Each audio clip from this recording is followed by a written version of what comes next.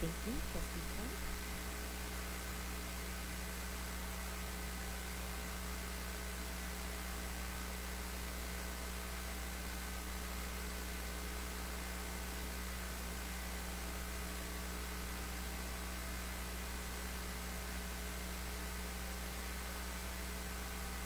How about now? Please. I've missed a lot. I've missed you all. Maybe. And very stressful being back. I'm still catching up and processing everything I watched because I watched all the meetings while I was away. And so once I gather those thoughts, I will be sharing them. I learned a lot from watching those meetings, and I want to say welcome back to all of the teachers and students and trainers. We're so excited. Such a fun and exciting time. I'm really excited to be working with affected school boards. I, again, cannot stress enough the positive impact I know that us working with them will bring to our district. And the most recent thing I've walked away with is the understanding that school systems are designed to improve student outcomes. And outcomes are defined by what students know and what they can do. And it is my job to uphold the vision and the values of the community. We don't know what those are yet. So we're in the process of trying to uncover and discover what those things are. And once we do, should I learn in my discovery that my values do not align with the values of the community, I will resign. I say that only because I really do trust and hope that values align, but just to give a little bit of insight around how strongly my values are, and how also strongly I feel about making sure that I am upholding the values of the community. Therefore, my personal values cannot any longer be at the forefront. That is the community. So moving forward, absolutely see. Should I resign? I will. Really not. I look forward to learning what your values are, and hopefully that they are in alignment. I also look forward to what I gather, that I will share with you once I gather all of my thoughts from the last 10 minutes, because I do have a lot. It's about 3 pieces right now. So, thank you.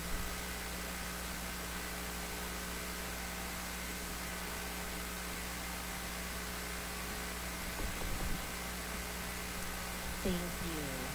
Now, I also want to thank everyone for coming out tonight, and I hope you all had, all of our students, parents, teachers, and staff had a really good first couple weeks of school. Over the past, and I also want to remind everyone that this Saturday, CSEA will be hosting a fundraiser car show at the Waterville High School parking lot from 10 to 3, so if you'd like to go pick up some lunch there and help CSEA with their fundraiser, that would be great. Over the past several months, I have observed repeated concerning criticisms directed at our superintendent by a fellow trustee. It is important to note that the superintendent did receive a positive evaluation from 6 out of 7 board members. I believe it's essential that those of us who support her leadership and believe she is doing a good job speak up more consistently when we witness inappropriate and unconstructive behavior. Respectful dialogue and mutual accountability are critical in the effectiveness of this board and the success of this district. Thank you. And now I do have a few announcements to make. At our last board meeting, we officially established the new Effective School Board's implementation team. This committee will be listed alongside our other standing committees at our December organizational meeting. At this time, 3 trustees may volunteer to serve on the team. We already have Trustee Medina and Trustee Turley on the committee, and Trustee Flintcomb also expressed that she would like to join. So those are our 3 trustees that will be running that committee. until December, and then when December comes, you three are more than welcome to volunteer for another year. On Monday, we had scheduled a special board meeting for a 3-hour training session focused on conducting a community listening campaign. Unfortunately, only 3 trustees were able to attend, so while we did proceed with some informal training, it did not take place as an official board meeting. I'd like to ask trustees who were unable to attend to please send Eva 2 things: a list of potential questions to include in our listening session, and a list of community members you believe should be invited to participate in this listening campaign. In the interest of time, the 3 of us who were present will work on drafting a script to provide to affected school boards, to provide to the affected school boards team for using during our listening session. Lastly, if you were not able to attend the training, I encourage you to reach out to affected school boards to schedule a one-on-one or 2-on-1 session with them to get caught up and to align with, so that we can be aligned within both. Thank you. And as a reminder, according to our bylaws 9322, any board member or member of the public may request an item within the board jurisdiction be placed on the future agenda. This request must be submitted in writing to the superintendent. The agenda setting team will determine whether the requested item falls within the subject matter jurisdiction of the board.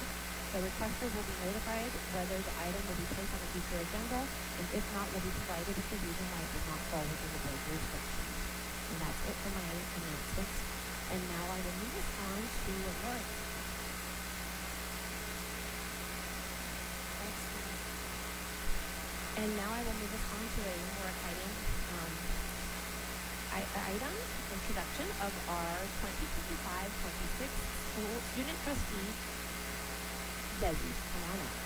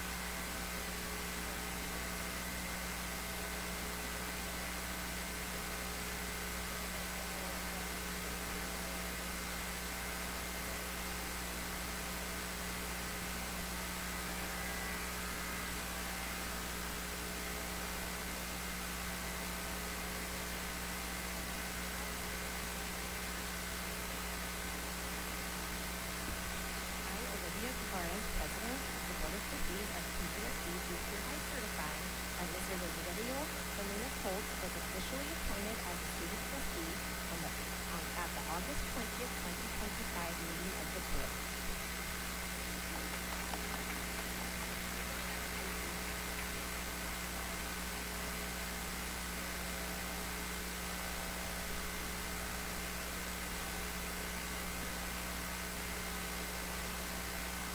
So first, I would like to say a quick thing about both of you this morning, and then I have a quick report about the future high council. So, good evening, everyone. For those who don't know me, my name is President Salinas Holt. I'm the senior advisor high school, and now the PVUSD student trustee.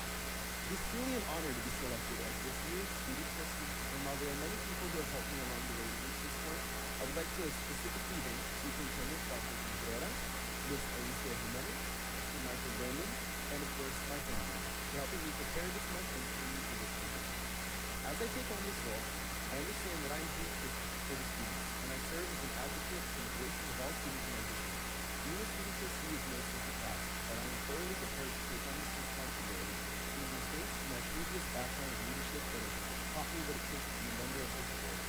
Still, I am a learner and a student, and it is important to me that I not only speak while on the board, but also listen and educate myself on issues and challenges that we face with this board.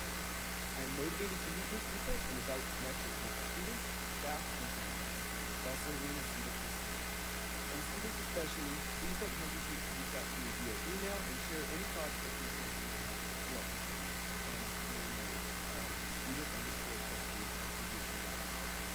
And with that being said, once again, I'd like to thank everyone who has helped me get here, and I look forward to a great school year.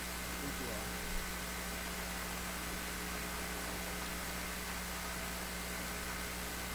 So, as mentioned, okay.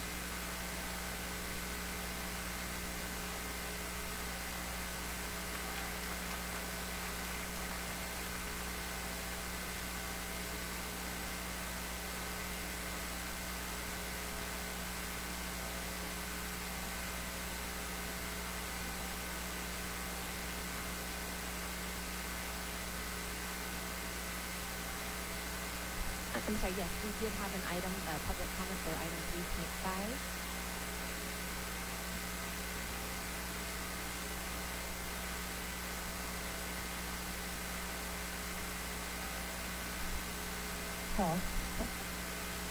Good evening.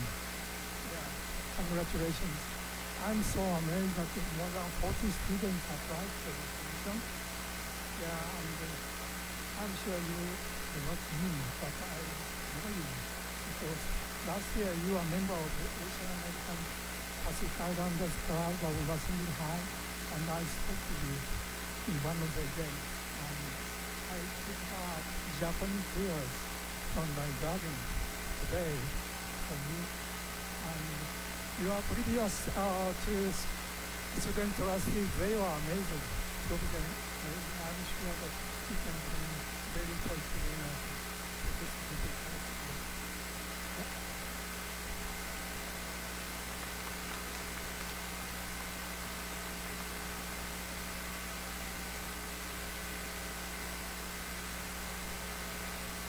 You have one for 3.5 for the student trustee? Yeah. We don't have a part 3 on that item, so I'm sorry. There's no public comments on 3.4. Thank you. Okay, thank you, Secretary. Welcome, Trustee Desi. As a longtime student advocate, I'm very glad for you to be here as our steward for our district. Yours is an important position. Your colleagues will need to hear your voice and be pressured by you to continue to serve the students and bolster the integrity of all our operations. Be warned that sometimes, that you might be influenced and people might try and co-opt your voice and take us away from that mission. I'm starting to worry about the fact that in the last year, based on some of the budget-related comments of your predecessor. But overall, I have utmost confidence in you, and I'm hoping to keep the moral compass of this board going through. Additionally, that part about the Constitution, when you said affirm, it's never been one thing. And I even feel like on these other measures, these points where people have lost in this board the right to speak on 3.1, 3.2, 3.4, 3.4, I'm worried about that.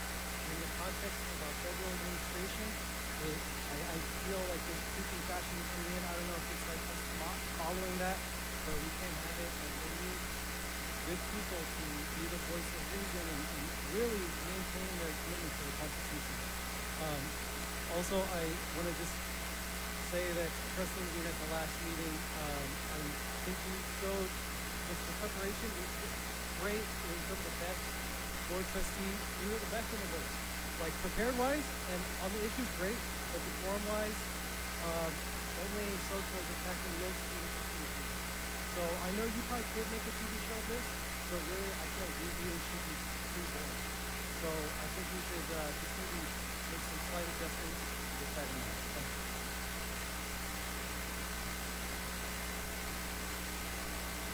Thank you. And now, Trustee Desi, both of you can go ahead and have your comments.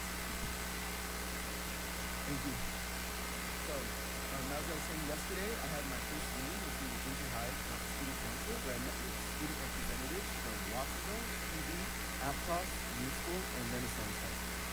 Now, the Inner High Council, which is composed of the base leaders from the high schools in the district along with me, will meet the day before each board meeting to discuss current events happening in schools as well as the agenda of the board. Since yesterday was our first meeting of the year, we discussed the first week of school at each site and shared our goals for the school year. Watsonville High School kicked off the year with a back-to-school rally and has been working with students to help them earn their seal of civic engagement. Pajaro Valley High, on the other hand, prepping for their rally next week, will spirit week for this month while simultaneously adjusting to the new class schedule. Aptos High has many strong goals for this year, including bridging the multicultural gap in the school community and creating a safer and inclusive environment. We're also gearing up for an exciting homecoming this year.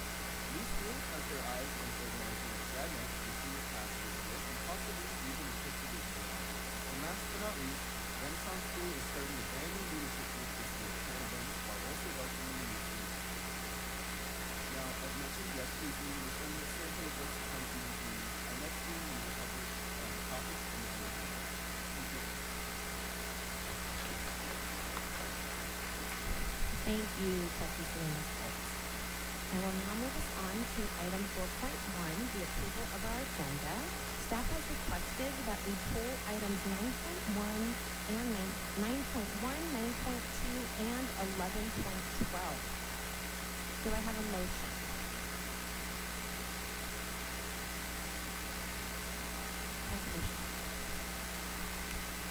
So, the staff has requested that we pull items 9.1, 9.2, and 11.12. And Trustee McGraw, if you want to repeat your motion specifying that, then I should ask for a second. Confirmation. So your motion is to approve the agenda with the removal of items 9.1, 9.2, and 11.12? Sorry, I should have missed it. Okay, do I have a second? Trustee Turley seconds. All those in favor? Aye. Any opposed? Any abstaining? Okay, motion carries 5011. Thank you. I will now move on to item 5.1, the approval of our July 30th, 2025 board meeting minutes. Can I have a motion? Thank you. Trustee Turley, motion to approve. Do I have a second? Thank you. Trustee Navarro seconds. All those in favor? Aye. Any opposed? Any abstaining? Okay, motion carries motion passes 5011.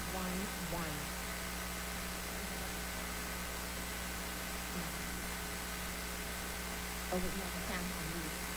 Yes.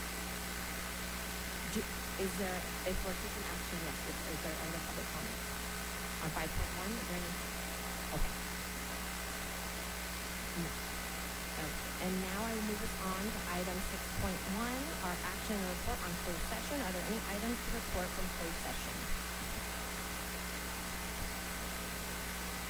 I move to approve certificated personnel report as presented by Communications and Aviation 3.5. I second. All those in favor? Aye. Any opposed? Any abstaining? Motion passes 5011. I move to approve classified personnel report as presented by this administration on August 20th, 2025 with 18.6%. And I second. Thank you. All those in favor? Aye. Any opposed? Any abstaining? Thank you. Motion passes 5011.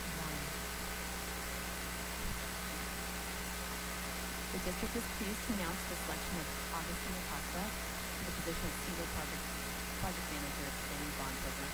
Augustine is a seasoned senior planning specialist and licensed contractor for our executive expertise in leading operations and projects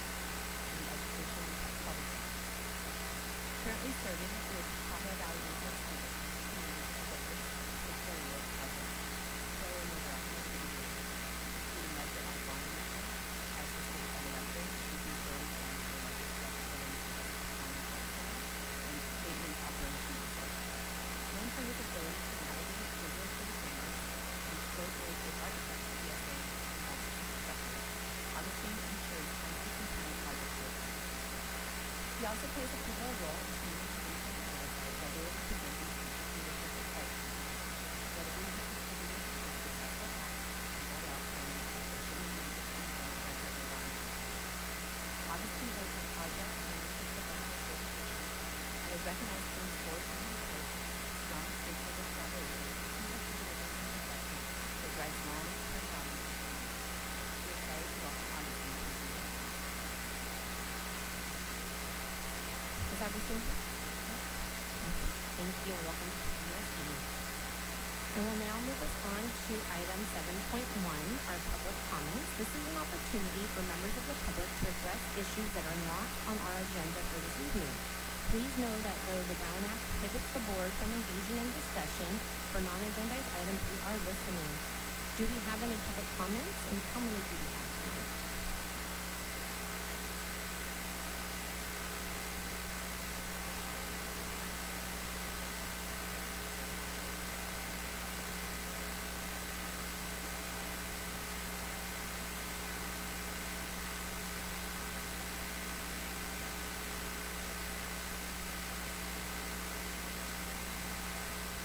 Mark Mendoza, Bill Beecher, Aaron Johnson, Natasha Medina, Jill Stein. Good afternoon, board. First I want to congratulate Debbie for being one of the trustees. I am very happy for him. I've known him for almost my whole life. I'm very proud to see someone representing us. Secondly, I want to talk about myself. My name is Mark Mendoza. I am a student attending Buffalo Valley High School. On March 16, 2025, I had attended disciplinary. Struggling with mental health, ran out from school, and into that and drove into the hardest turn in my life. I am not here to gain sympathy or pity. I am here to raise awareness about mental health. I never want any student to go through the hardship I did during March. From being in the hospital on a school night, talking to my friends on FaceTime from the hospital, knowing they were deeply affected emotionally and mentally by what had happened. They had to go through it without help because we were all the mental health counselors. They could have been talking and getting help from were fired or being fired. When I got back to the hospital, I was expected to open my journal, catch up with all the schoolwork I had missed, or dealing with my mental health. I had no idea how to reach out. I didn't know if there was still help in the very school I attended. Hearing that mental health counselors were being fired really affected me. It affected my friends who had also had to face mental health issues, who couldn't tell their parents. I had the luck to be able to have support from my mom. But even with the support from my mom, I couldn't catch up on school. I had to face a bunch of hardships. And when I requested a 504, the task of getting a 504 was 20 million steps to get one. And I couldn't do with that. I had to find a right after it. And today, I still struggle with my mental health at school. Seeing SOR officers with mental health advisors, it was saying, people are saying, you can go to the officer to go ask for help. So how could I go next to the mental health officer, ask for help while an officer that there's a lot of confidence in this police officer, knowing that I don't feel safe. It's crazy how we're worsening our students' lives instead of helping. And I'm one of the examples out of many students who have struggled, but those students keep up.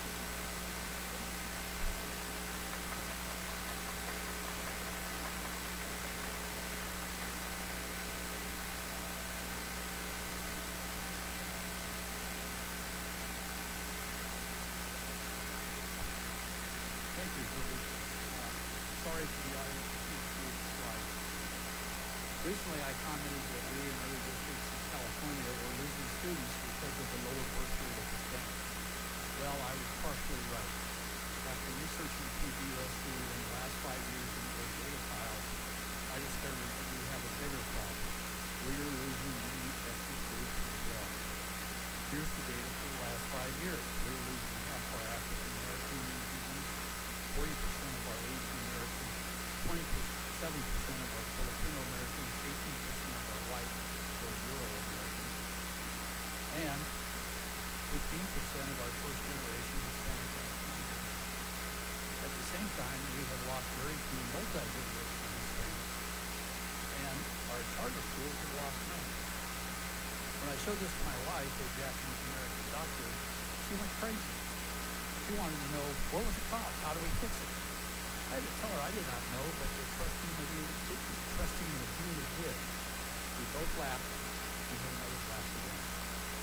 Why did we laugh? Trustee Medina does not have any answers for any reason. He is the champion of the little person without any plans. If he did have plans, why has he not tried to sell his ideas to his fellow trustees? Instead, he is harassed and insulted with demeanor, and he has no plans. He is Don Quixote tilting at windmills of his own invention. And what do we do about my people, the rest of the people of the country?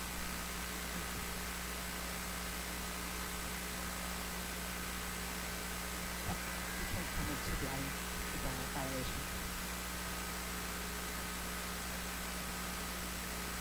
I did give him a warning. Yeah.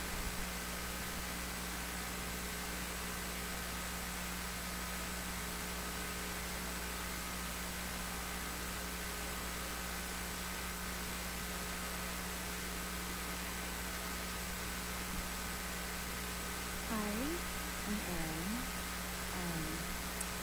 Just want to thank all of you board trustees, superintendents, and assistants for your work. I would like to again just put a blessing on everybody. Congratulations, I do too. Beautiful. Father, thank you that you are good.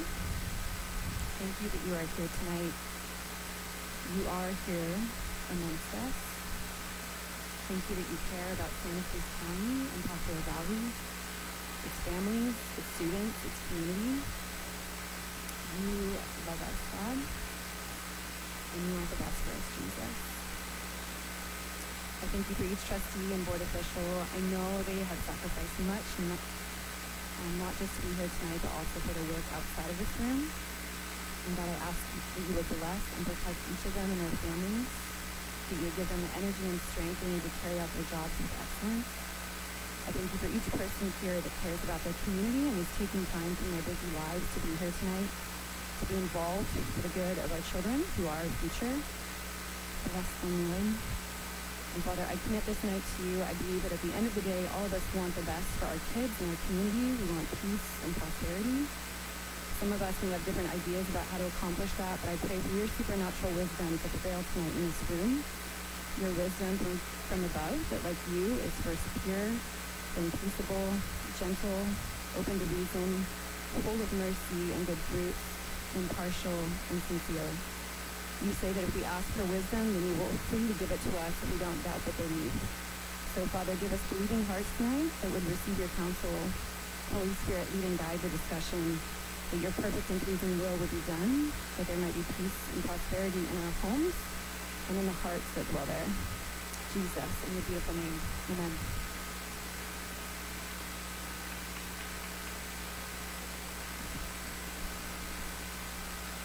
Buenas tardes,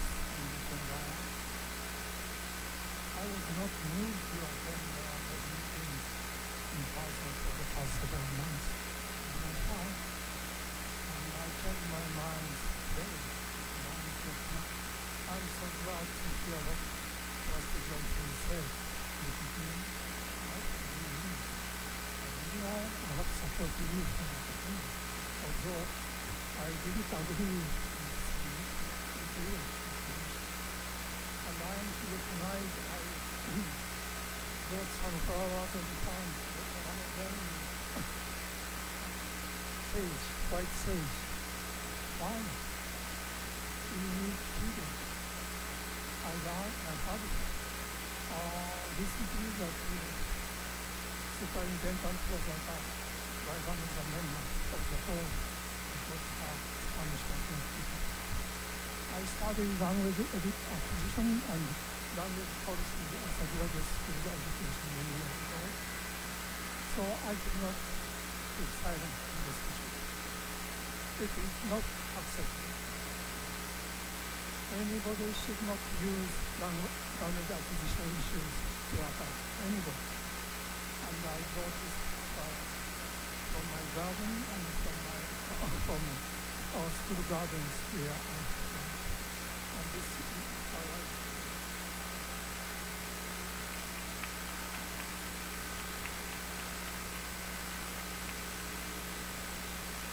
I don't have any problem with it. So trust and transparency are a hallmark of the function of government. Trustee Laguna uses the social media several times. Recently, we posted about a conversation we had with Dr. Contreras where we were teaching and holding up on it. She denies it. However, Trustee Laguna indicates to prove his version of events to this recorded phone call. I believe the public should know who is telling the truth. Mr. Laguna, you can prove this point very easily by posting that on the media platform. Thank you. One of you would owe the other an apology. Probably hanging up on someone refusing to hang up when someone requested you is also you. I think it is important that we, like I said, trust and transparency. It's unfortunate that it becomes a detailed type of thing. I don't know if Trustee can do the regularly before the phone call do actually the superintendent or not. But I think that that's important to know. I think we have the right to know what the phone calls are. If it's being like the person, please do it in a way that most of us could access it. Thank you.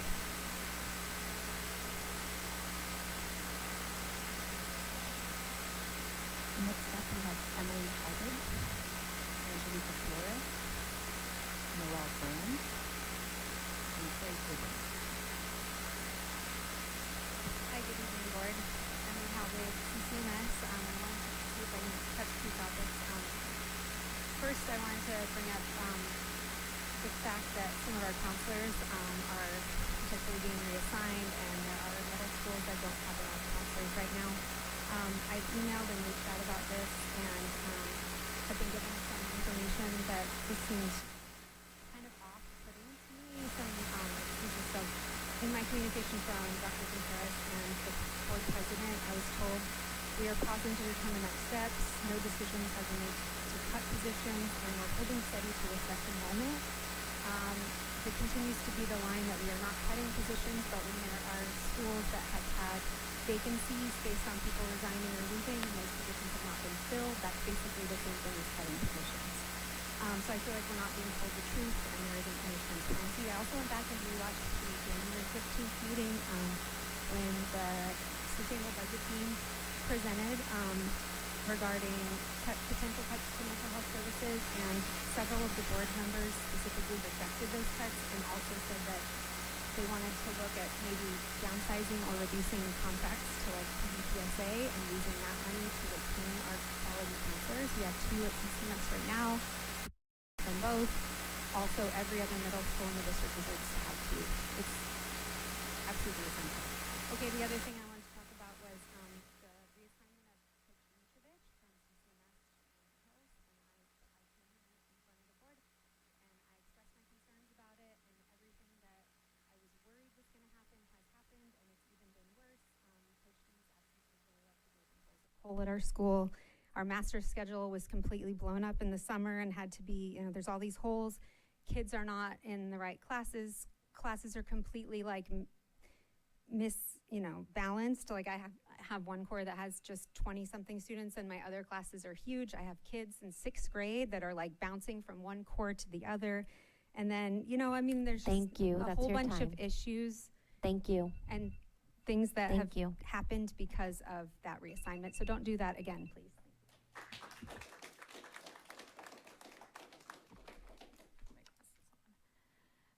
Good evening, board members, Dr. Contreras. I'm Angelica Flores. I'm a school counselor at Cesar Chavez Middle School.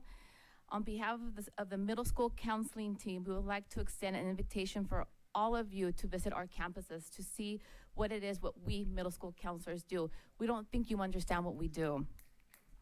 Our middle school counseling team is unique in that we are the only group responsible for delivering support across all three essential domains: the academic, the social and emotional, and college and career readiness. This demands not only extensive training and experience, but also the agility to navigate complex real-time challenges that both our students and our families face. Just this week at our school, at Cesar Chavez, just this week, we had to do, unexpected last-minute displacement of our teachers. We created significant scheduling challenges directly affecting the ability to meet students' academic needs. In addition, this week, we've already made 3 MERDI phone calls, 2 today. Without the help of my counterpart, it would have not been possible. While one was making the phone calls, the other one was safely responding to the student. The student was immediate danger to himself and potential harm to others. By us tag teaming, we were able to help the student not elope and putting themselves at even greater risk. While we value our community partners, they have, however, limited in their support, often only be able to assist students on their very small caseloads, which is probably between 8 to 10 students. In contrast, the 500+ students to 1 counselor ratio that the district is proposing, relying solely on community partners in place of fully staffed counseling team is not a viable solution for addressing the high demands and intensity of our student needs. We sincerely hope that you take the opportunity to come and visit us, seeing the scope of the work that we do.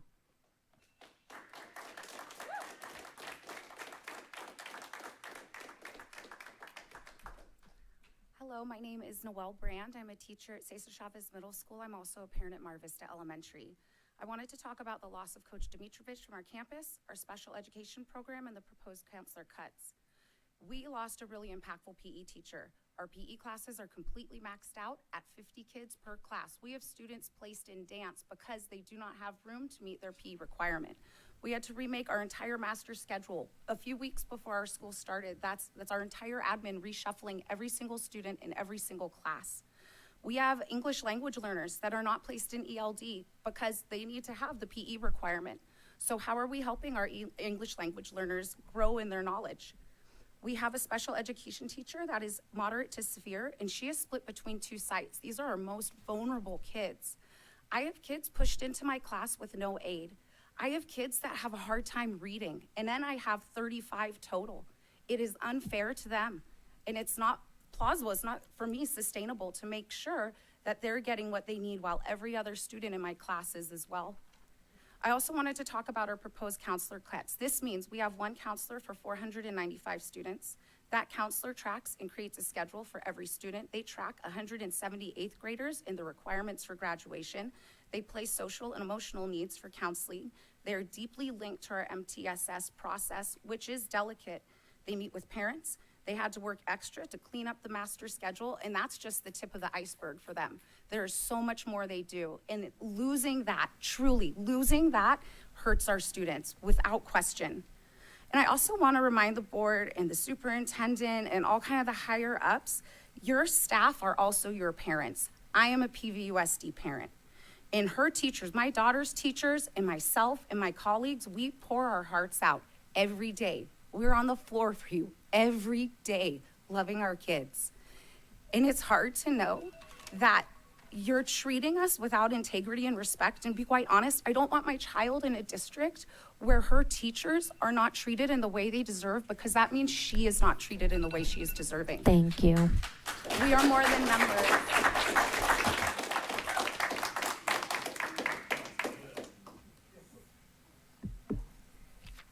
Good evening. I'm Carrie Goodwin, a school counselor, social emotional counselor at Mar Vista. There's so much I could say about school counseling, my profession, my passion. I've chosen a couple of comments only. How do you know if you can trust someone? It's not by their job title. It's through, sorry, I was trying not to have to. It's through relationship, and it's over time. We school counselors have earned the trust of our students, families, and staff over time with a stable investment in relationship.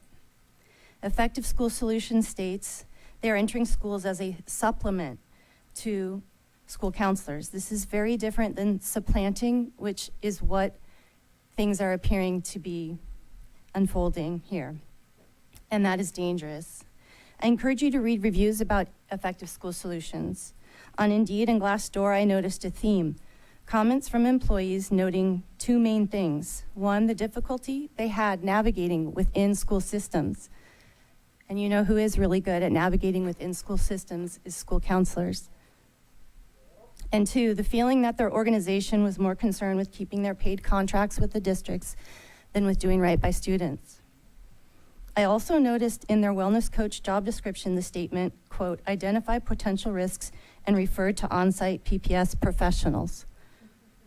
For those who don't know, PPS is the name of the credential school counselors hold. Please prioritize credentialed school counselors so we can get off this roller coaster and return to our primary focus of students' social, emotional well-being, academic achievement, and college and career goals. This, along with our unwavering professional commitment to continued improvement and development of best practices. Thank you for listening.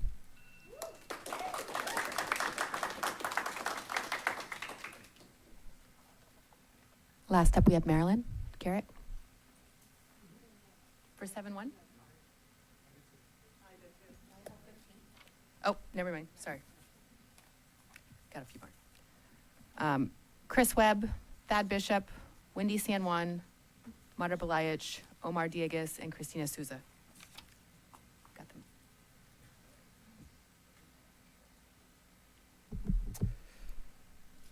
I want to begin by thanking the Watsonville High admin and staff for a great welcome back.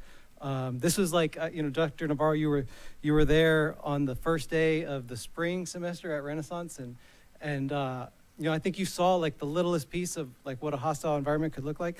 And the same, like a year or two before that, I had somebody in my family die, and I missed like the first day back, and the first thing I heard from that same person was, oh, who died? Not like welcome back or anything, who died? And then like when I gave my answer, oh, well, they're not covered, so that'll be a PN day. So it's been really nice to have like humanity at Watsonville High. And then I'm also super thankful, Mariah, like you said, one thing that I really appreciate about her is last year I had requested with some of my social studies money, let me get some deodorants because there was an issue with the student, right? And this student was not being treated well. And also it was a minority student. And I was denied, and that student would continue to be bullied. And then he eventually wasn't with the school anymore. So I thank Mariah for helping us keep students here. Also, some of these comments that have been coming kind of weird me out. They remind me of like, I feel like if we're 200 years ago, certain people would be preaching the Bible in oppressive ways. And for my part, I want to take a page from the most honorable members of our Jewish community here and say, for my part, as a Love Thy Neighbor Christian, I've found some of the comments that have been coming at the last few meetings paternalistic and rather disrespectful of our community. And I want the students to know that their experiences do matter, and that when we're making our best decisions, when you and your voices are at the forefront, and like it shouldn't just be that adults decide for you. You should weigh in on these things, and we will make better decisions if that happens. Also, I just want to say, followed my last meeting, when the UCSC people came, there was 12 pesticides tested for, all not present. So, and 2 that I was particularly concerned about, chromium-6 and 1,3-dichloropropene, not present. Thank you.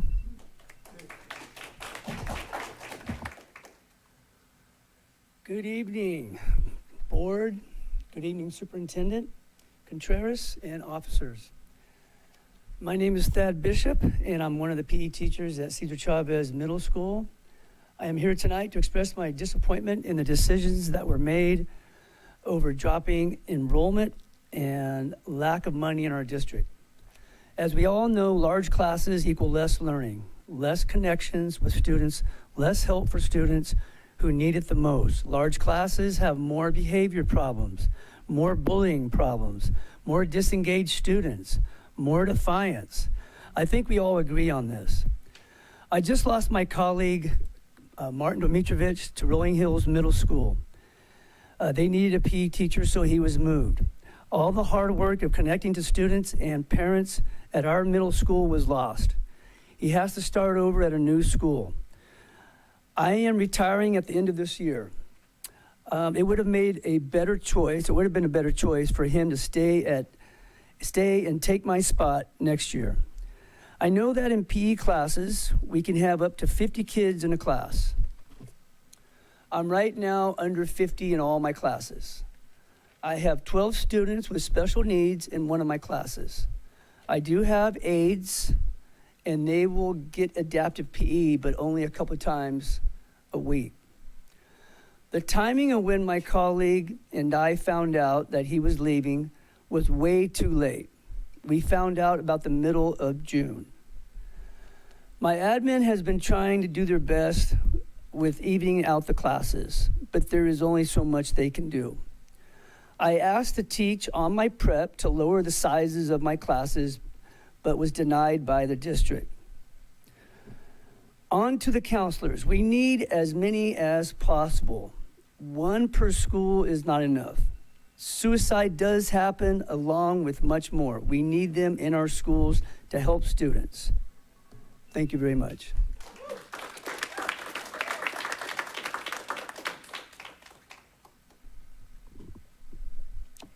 Hello, board, everyone present here, Dr. Contreras. My name is Wendy San Juan, and I've been a counselor in this district for 20 years. I've been at the high school, I've been at the middle school, and I also have leadership organizational skills. Currently, we have 3 middle schools without a second counselor. Dr. Contreras, you recently sent out an email to people saying, due to late counselor resignations, these positions are on a hold as we explore enrollment. But the truth is, back in January of 2025, you all already knew one of our largest middle schools was without a counselor and why that position was open. Yet students went without support until an intern was brought in. That vacancy should have been a top priority, but it wasn't. And again, in June, when a school counselor moved into an AP position for this year, the district had ample time to plan, collaborate with our union, and to talk to us about a restructure as needed. Instead, uncertainty lingered. With only 24 hours before we started our contract this year, counselors were met with instability and stress as our welcome back. No one deserves to be welcomed that way, least of all the people entrusted with caring for our students' well-being. I strongly urge this board to do your due diligence, visit our sites, as my colleague mentioned, witness firsthand what counselors do and how pivotal these middle school years are. Students at this age face academic pressures, identity challenges, and mental health challenges all at once. Keep all school counselors at 2 at the middle school and no supplanting services.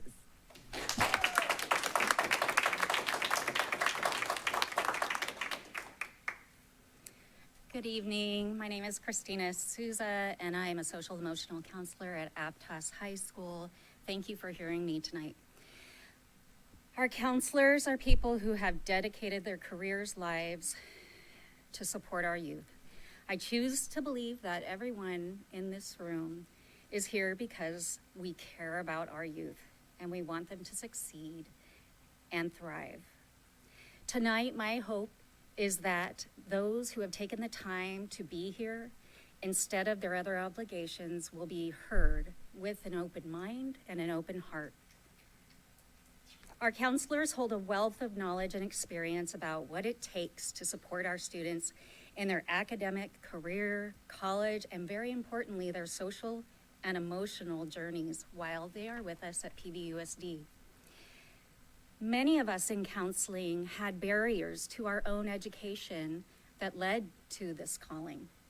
Personally, I only met with my school counselor once. Due to circumstances in my life, I wasn't able to engage in school, and I didn't even think to consider going to a trusted adult for help.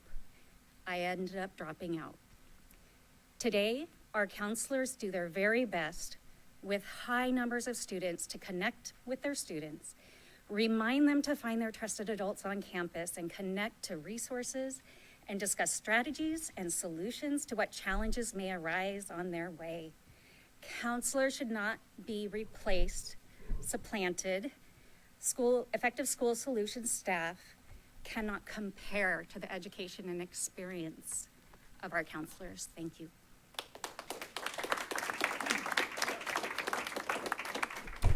Members of the board, my name is Marta Belaich. During your June 11th board meeting this year, a number of Brown Act violations occurred.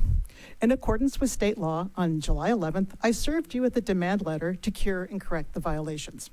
Under state law, you had 30 days to respond with proposed remedies. You have provided no response. By state law, your silence is a refusal to cure and correct. One of the many violations was that your attorney misstated the law in public session. Whether by incompetence or intent, he told you that roll call voting was not statutorily required when a trustee participated by teleconference. That is flatly false. The Brown Act is explicit. When any trustee participates remotely, all votes must be by roll call. After my July 11th letter, you implicitly conceded the attorney was wrong by quietly instituting roll call voting. But that is only prospective compliance. It does not cure the unlawful actions already taken and does not ensure the public that you won't willfully disregard the Brown Act again. The PVUSD is an entity that exists by public funding and authority. With the privilege of those resources, there is a responsibility to adhere to a governing procedure to uphold and promote the public interest. Olivia Flores and Misty Navarro constitute the current leadership of the board. You two had the dominant obligation and responsibility to guide responsive resolution of the issue within the statutory timeline. You chose not to do so. And in doing so, you have revealed your regard for the vital public interest issue of transparency and disclosure. I have to wonder if you even realize what you have done. Thank you.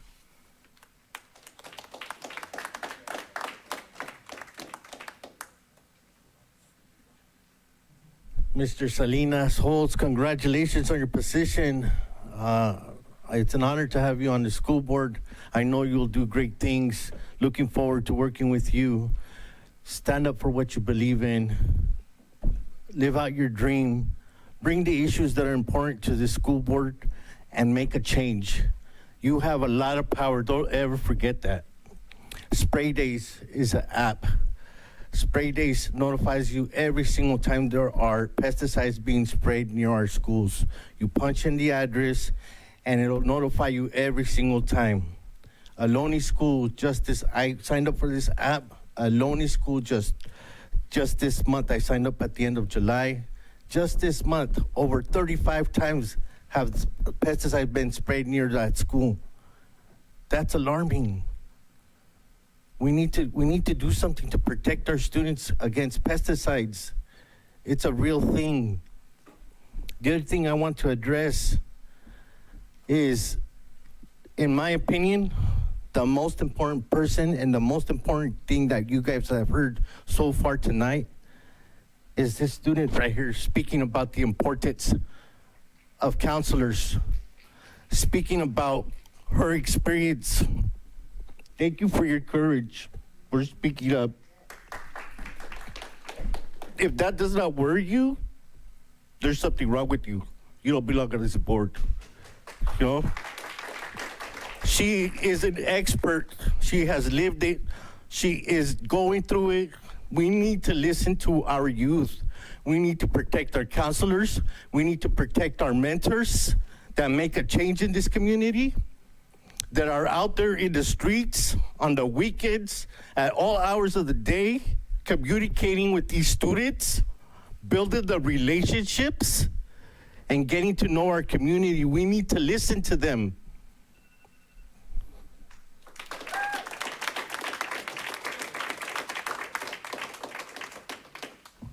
Are there any other speakers? Marilyn? Is she here? Oh.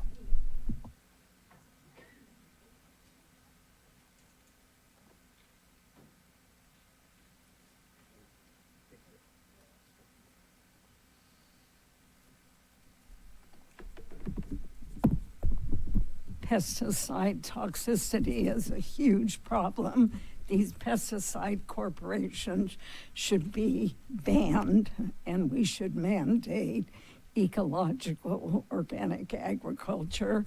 Also, the lithium-ion battery storage facilities proposed for Santa Cruz County need to be banned. I'm going to read from Never Again Moss Landing Fire. Stop the 3 lithium-ion battery storage facilities proposed for Santa Cruz County. The 3 locations are behind Dominican Hospital, next to Aptos High, and 90 Minto Road, Watsonville. Thousands of people in Santa Cruz and Monterey counties are ill from the toxic air released during the world's largest lithium-ion battery fire on January 16, 2025, at the Moss Landing Battery Storage Facility. If you have burning eyes, metallic taste, sore throat, cough, nausea, burning tongue, rash, difficulty breathing, headaches, exhaustion, and more, you may have been poisoned by the fire. I think we've all been poisoned. How could we not be? Contact the Santa Cruz County Board of Supervisors. Tell them to ban these lithium-ion battery storage facilities in our communities. Phone 454-2200 or contact the Board of Supervisors at Santa Cruz County, ca.gov. I have this bilingually, and I call on this board to contact the Board of Supervisors and call for a ban on these proposed sites.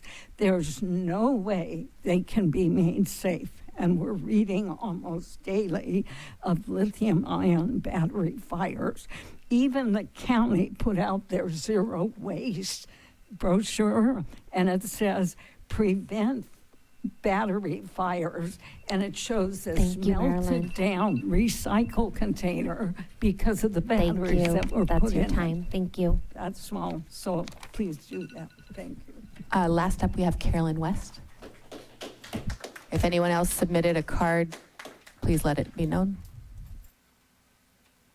Hi, I'm one of your school nurses. Hello, Superintendent and trustees. I do have something for you to read. It's not a quiz.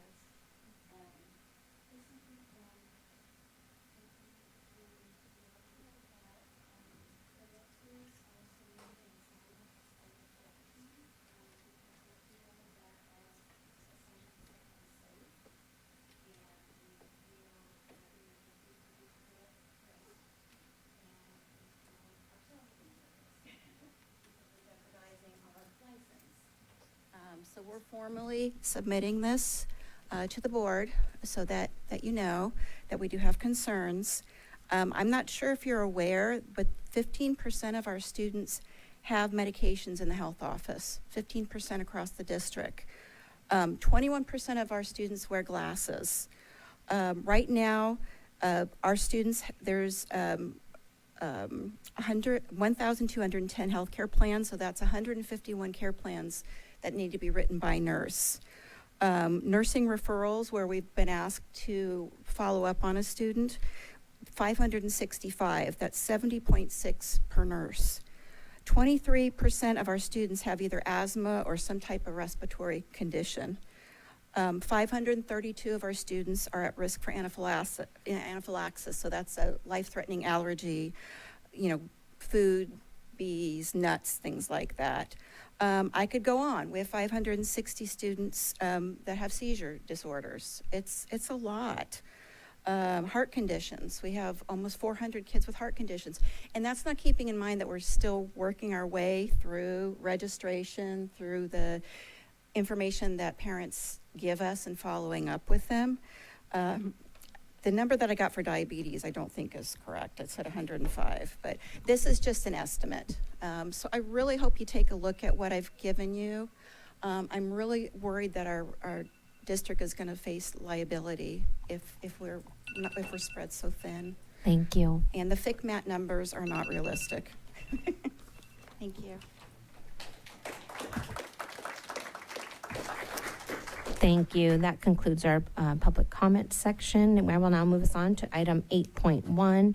This is our employee organizations comments. Each organization will have 5 minutes, and we will start with PVFT.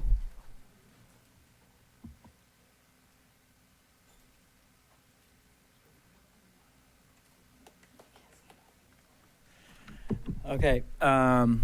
Brandon Denise, president of the Pajaro Valley Federation of Teachers. I'd like to start off by welcoming Desi to the school board and encourage you to be courageous and use your voice to represent your peers. I worked with your mom back in the day at Lakeview, and I remember her talking about your Taekwondo lessons and your theater productions. And at that time, I was like, this kid is going places, and here you are. I also want to congratulate all of our members for making it through a rocky start to the school year. Despite the chaos and gridlock rippling out of the towers and sending shockwaves into each of our classrooms, we are going to keep showing up and giving our students our best. It's going to be a big year for us in the PVFT because we're here to fight for our rights and our working conditions, because our working conditions are our students' learning conditions. We just had our first site rep council meeting of the year on Monday, where we had over 60 educators present, all organizing for the schools that our students deserve. We also have our general membership meeting coming up on September the 15th, and all of our members are welcome to join. Think of all the memberships that we all have: Netflix, Hulu, maybe a gym that we stopped going to. Becoming a member in the union is unique because we are the only organization that cares about your health benefits and your salary, and you have the opportunity to participate and shape our policy. So if you're out there, join a union. What I see in our national politics, our school board politics, and even in the ways in which we interact with each other is it feels like society is just teetering on the edge. We're all so busy fighting that we're failing to stop the federal administration and this district's leadership from manufacturing the consent needed to implement an agenda, a regressive agenda, where austerity and the consolidation of power are the ultimate goals. If you question the premise of the system in a 30-second soundbite, you sound like a madman. But that limited interlude is all you need to defend the status quo. This summer and the first week back have felt like an assault on our rights, including our rehire rights, our contractual rights, and our rights to negotiate the impacts to our workload. Our workload has significantly been impacted by our district's failure to plan and the fact that we are all too busy fighting with each other to work towards a solution together. For the first time in my recollection, the pride flag is no longer being flown at Aptos High School. Why are we so scared of Trump that we're lacking the courage to fly a pride flag at a site that has experienced such hatred and hurtful behavior, like a pride flag being burned on campus? Aptos High School also hasn't hired the mental health clinician who was supposed to support the SRO. Are we going to hold the district accountable to make sure that we get a mental health clinician in there as fast as we can? Or is this consent being manufactured? Our administrators were directed to enroll as many students as possible, to overload our classes, and that our district would figure it out when they see the whites of the students' eyes. This failure to plan is a direct violation of the language that we have in our contract class size article, and we have already filed a grievance on behalf of the 14 sites with substantial class overages. PE classrooms with 58 students, kinder classrooms with 29 students, and more students who need adapted physical education than our district can provide with our current staff. Thad mentioned the students at Cesar Chavez Middle School. Those students are currently uncovered because we don't have the staffing to support them. And instead of hiring the additional 0.3 staff that we actually lost 2 over the summer, we didn't replace them because that's our current MO. And so now we have 13 students at Cesar Chavez with no case manager, and the district would rather sell those kids for $16 a head to somebody to go over their caseload than to hire and staff with what our students need. This district is committing an unfair labor practice by eliminating positions such as our counselors, nurses, and program specialists. These positions are permanent and they are not tied to enrollment. They are not negotiated to staff and student ratios or ed code or the sad state averages and the whims of a district administration that is panicking due to their own false narrative of a budget crisis. These positions should be staffed based on our past practice and the commitment we made to our community. When you allow a superintendent to be the sole determining factor in how we staff our schools, you are committing an unfair labor practice, and you can expect a grievance followed by a lawsuit to the Public Employee Relations Board as early as next week. Our largest middle school of over 600 students only has one counselor, and that counselor was told not to do any social emotional counseling because the district is outsourcing that work to PVPSA. I'm happy to see that Effective School Solutions was pulled. Don't bring it back. This supplanting of our work by an outside agency is another unfair labor practice, and we are preparing to file. Where is the accountability? The unprecedented summer resignations, that's a myth. I've been here longer than our current administration, so please don't gaslight us. We are prepared to fight for every one of our students and every one of our members. And you would think that how hard we fought during layoffs, that you would learn not to fight with us and work with us, because we can work together. But for that to happen, we demand respect and we demand trust.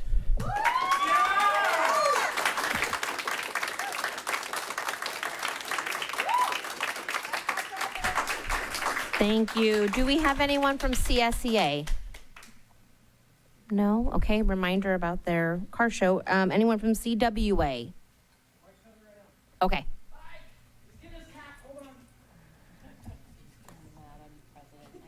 Yes.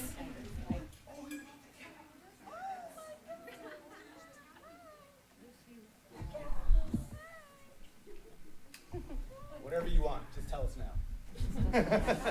Thank you. Check, This check, is 8.3 CWA. Thank you. Is this on? All right, good evening, Board of Trustees, Dr. Contreras, Vice President Dr. Navarro, and President Flores. My name is Mike Flora. I'm here representing CWA, the union that represents our substitutes, and you guys are going to be voting tonight on our tentative agreement, and I just wanted to mention a couple things about it.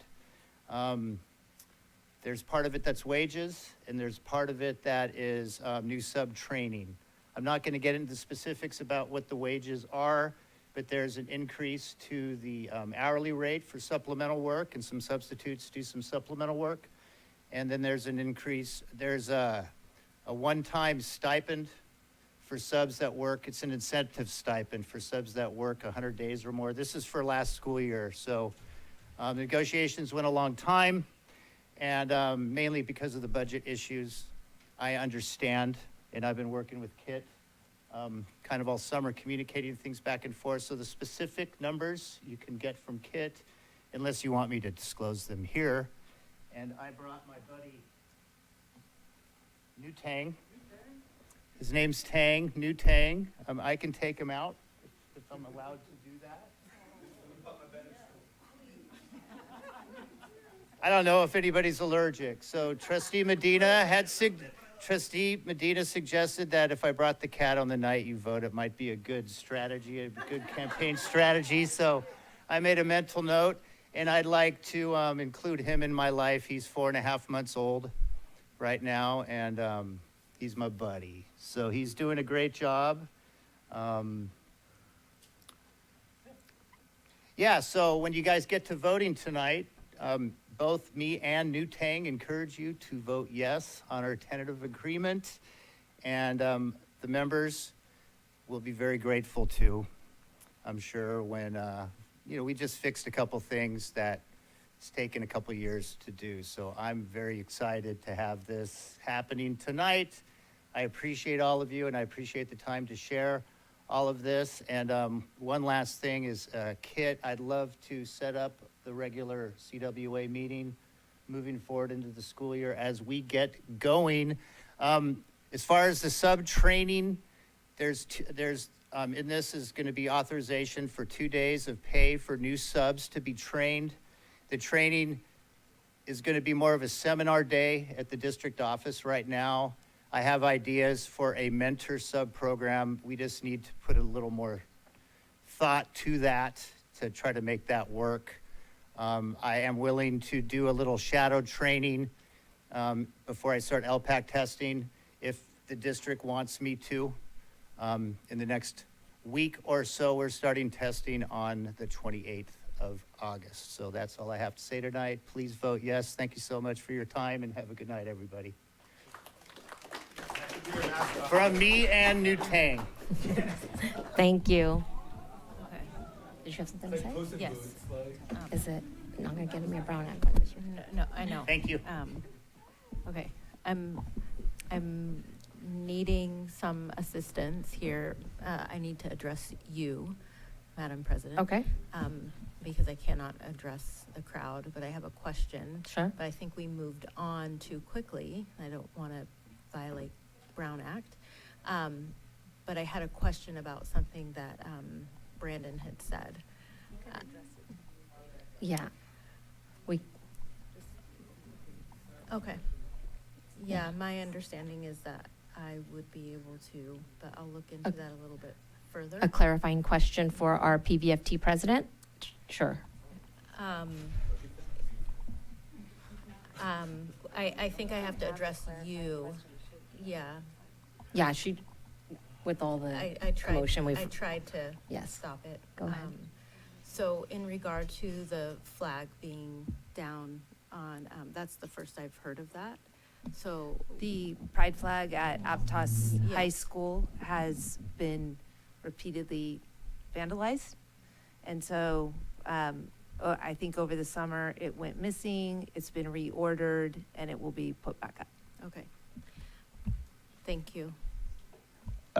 Maybe we should put like a mural that's more permanent. Thank you. So that's a good thing you can discuss. What if I have a Thank question? you. Can I ask that? Thank you, Madam You President. have a clarifying question for our CWA who just went right now?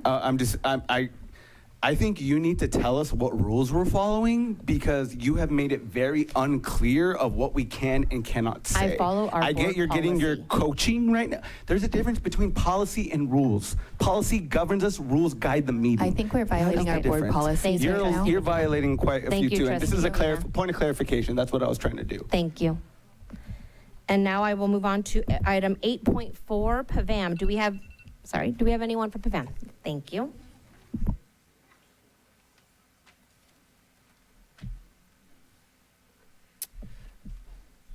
Good evening. My name is Rich Moran. It's my pleasure to represent the Pajaro Valley Association of Managers.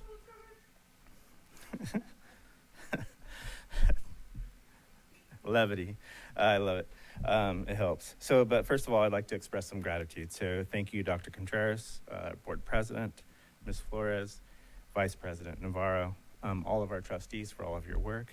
Congratulations, Desi. Phenomenal. Super proud to see you there, and I'm excited for our student body. I'm excited for our board.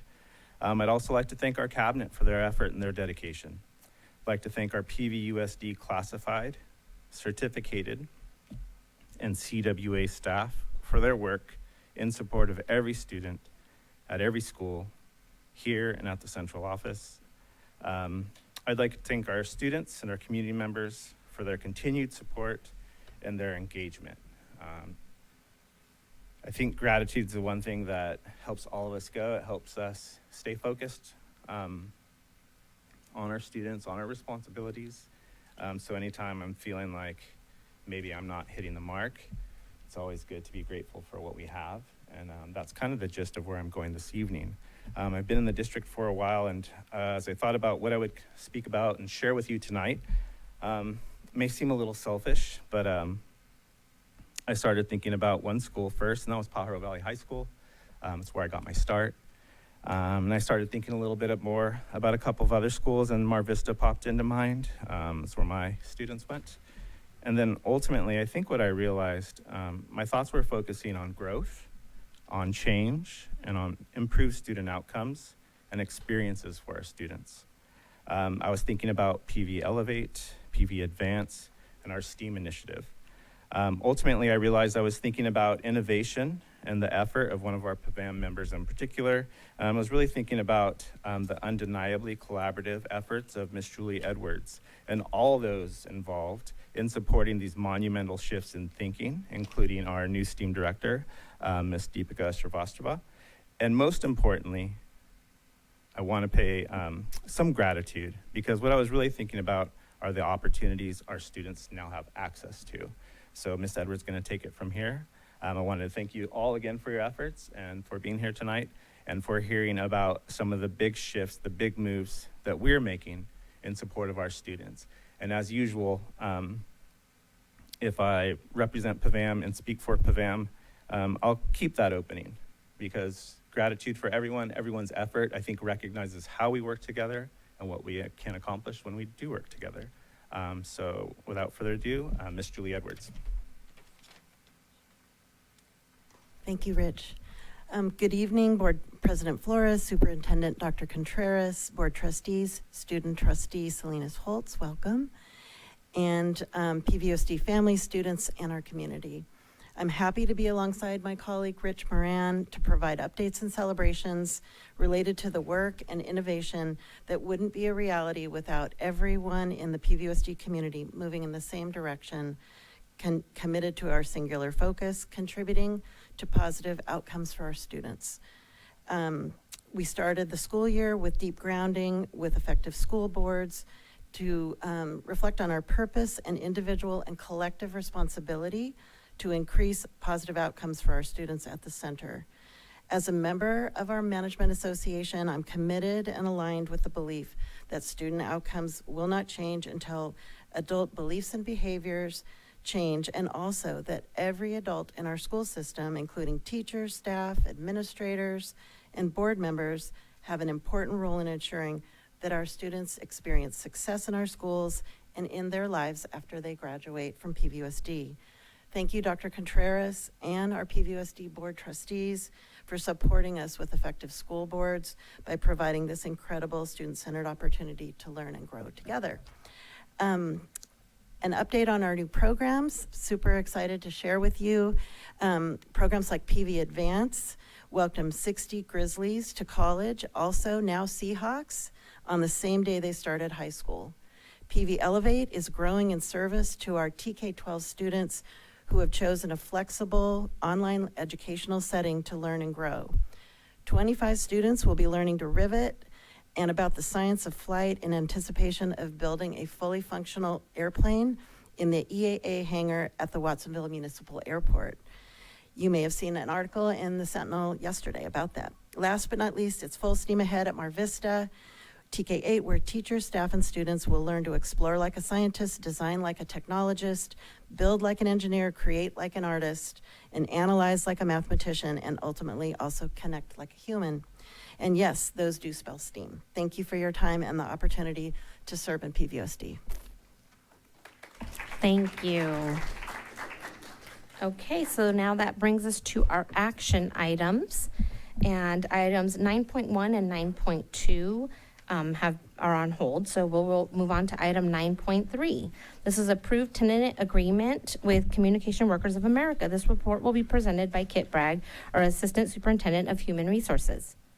Well, good evening, and thank you for the opportunity. I'm delighted to share on the back of the comments you already heard from Mike Floor that we did reach agreement. We're excited about that agreement, not only because it mirrors what we agreed with PVFT as far as the one-time dollar stipend and how we could apply that to our CWA membership, but specifically it brings training to our substitute population through CWA and our partnership with that union.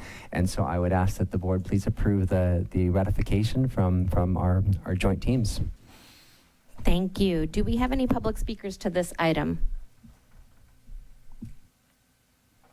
Yes, we do. Brandon Denise and Marilyn Garrett.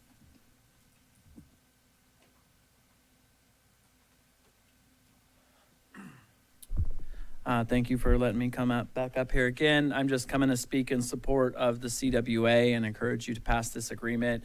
I'm not sure how many of you know the history of representation of the substitutes in our district, but it's an inspiring story of people coming together to organize and fight for their rights. They, a few years ago, were under receivership because the people in San Jose who managed the CWA office, maybe we're being a little bit out of the money, but thank you to Mike Floor and to David Romo for coming in and really giving the CWA the stability they need. I would call on all the CWA members to back them and support them, because as a union leader myself, I know that I can't do this job alone, and I have a great team behind me.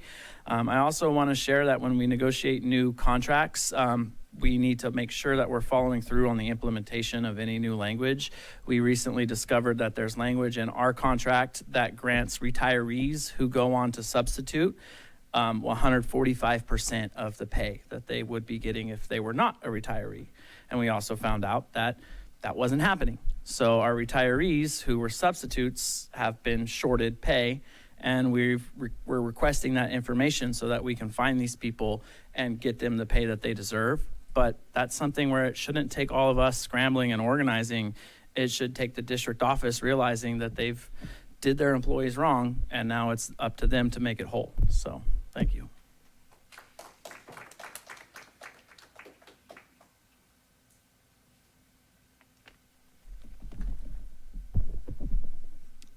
I support CWA and PVFT and unions, and workers need to be better paid. I also put a priority on communications that are safe technology communications. And all these transmitters on the roof of the building, the Wi-Fi, these are documented to be unsafe. And I'm going to read just a little bit from citizensforsafetechnology.org. It's attention all parents. Is Wi-Fi in school making your child sick? And it lists a lot of symptoms here. And then, if so, your child may be suffering from radiation sickness. And I think a lot of us are, but we don't realize it because it's invisible, but it's documented to be harmful. Microwave transmitters for wireless internet are installed in many area schools. These devices are exposing children to non-ionizing radiation for 6 hours a day, 184 days a year. Non-ionizing radiation has been confirmed through thousands of scientific studies to cause all of the above symptoms, and chronic cumulative exposure can lead to serious life-threatening health problems such as cancer, leukemia, brain tumors, and diabetes. Have you given consent for your child to be exposed to this health risk?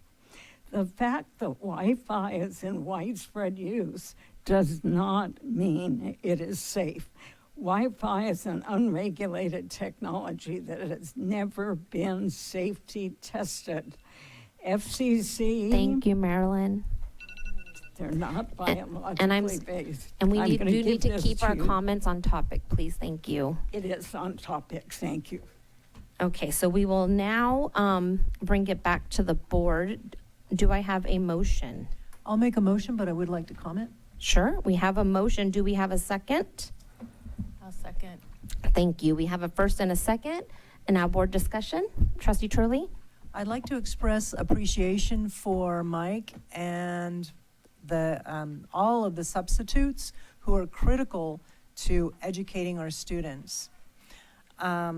I'd also like to say that I'm so pleased about the training for substitutes. It's my understanding, having a child who was a substitute, that there's practically zero training. They're given a key and a radio. And putting that together is just amazing, and I think really serves our students and makes the subbing experience a little easier. Thank you, Mike. Thank you. Do we have any other discussion from the board? Okay. Oh, Trustee Navarro? I just want to echo Trustee Turley. Mike, thank you for all that you do and the support of your substitute staff. Thank you. Okay. Okay, thank you, Mike, and to all of our substitutes. And so now we do have a motion from first from Trustee Turley and a second from Trustee Flynn. So seeing no further board discussion, I will bring it to a vote. All those in favor? Aye. Aye. Any opposed? Any abstaining? Motion passes 6-0-0-1. Thank you.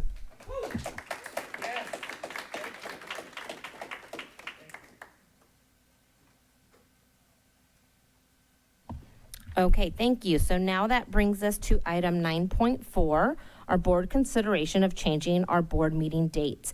This report will be presented by myself.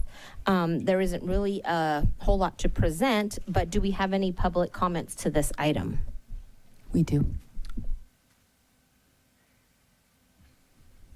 Erin Johnson, Marilyn Garrett, and Chris Webb.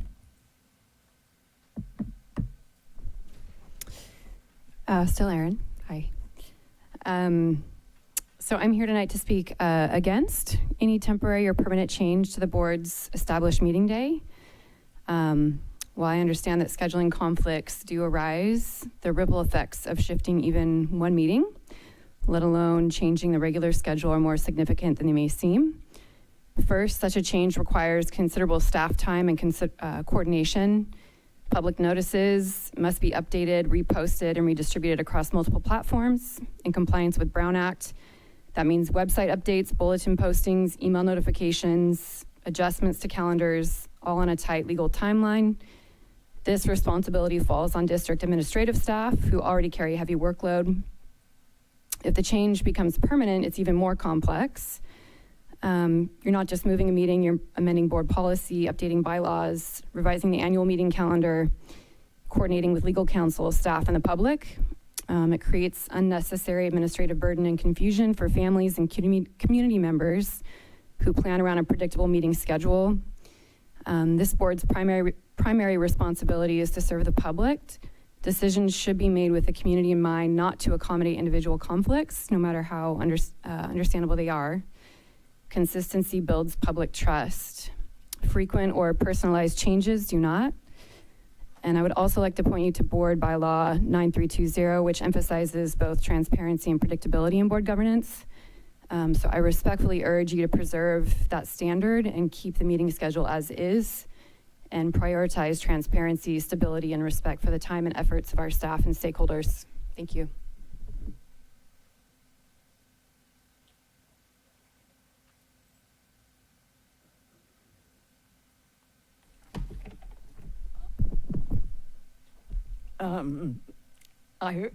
We need to have you on the board, and that's a problem. And wonder why Cabrillo scheduled you at the same night. It seems, I don't know, but I'd like to hear what people have to say here. But I really want you speaking out, like on the lithium-ion batteries, on community responsive education. Every time you speak, I think that's right on the mark, and thank you for speaking out. It takes courage to do it. And so it's a shame there's this kind of conflict in scheduling. It's really disturbing. That's all.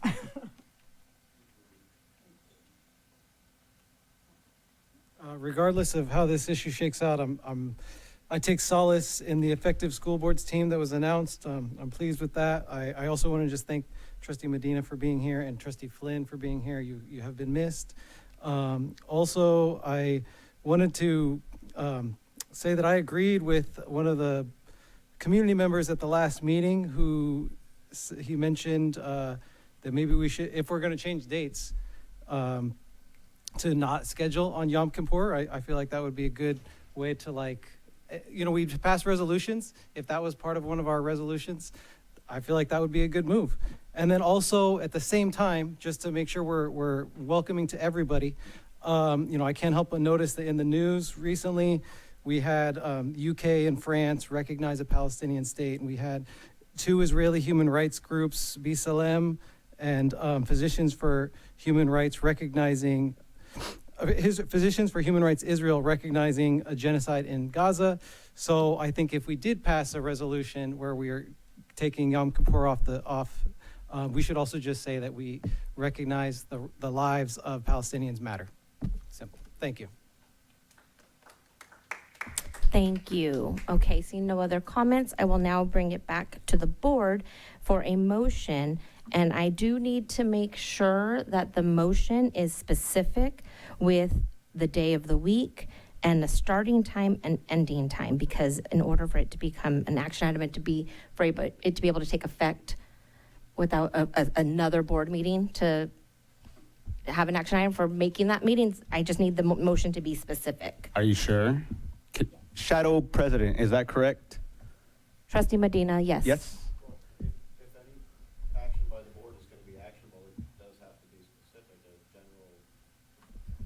general resolution of intent doesn't mean much. Okay, got it. She's been very vague, that's why. Okay, thank you. Weren't you going to present on times? I thought that was the directive we gave to the superintendent last meeting, to come up with proposals. No, all the agendas from all the schools were presented to us. This is not, yes, we had them. Yeah, so why aren't we reviewing that now so the public could also see that? You want to look at 32 site calendars. So look I know what you guys are trying to do. You do not want me on here, and you're going to do exactly what you did to Trustee Flynn and rushing things through when she has specifically asked you guys about SROs. That's exactly what you did. And this is a very educated community, and we all saw right through that. So wait, I'm not done speaking. Thank you. I had proposed to move this because I am a new teacher at Cabrillo College. I just got assigned. And those of you who work in higher education understand that your assignment can't really be Trustee skewed. Medina, we need a motion. I don't have the time. Okay. We need to have a discussion on what is better for people. We didn't get anybody's schedules. We don't know what is up. So we need to have a discussion about it. I can't propose something when I don't know what people's schedules are. Does that not make sense to you? I need a motion to start the discussion. I move that we move our board meeting to Thursdays at the same time as this meeting. Effective next school board meeting. Ending in December. I only need this for a semester. That's it. And then I've told them to redo my schedule for next fall 2025. It's amazing that we could accommodate unelected officials, but it's a hard time to accommodate people who are actually Trustee elected Medina, by the please. people. So I think we need to see right through what they're trying to do, because if I'm not here, we're not going to have people defending our labor, our students, and they're just going to roll things through. So Trustee Medina, They've showed you're us that saying already. that it would take effect for our changing our September meeting to September 11th. And then it would go through till December, you said? Just through December, yes. Through December. So, yes, our organizational meeting, I believe, is on the 10th. And then the 17th, we do not have one. Sorry, I just want to make sure this motion is clear. So in December, we only have our organizational meeting on December 10th. So that would get changed to December 11th. Okay, so the motion on the table is to move change our board meetings from November, I'm going to say the current dates that they are from September 10th through December 10th to be on Thursdays from September 11th through the calendar till December 11th.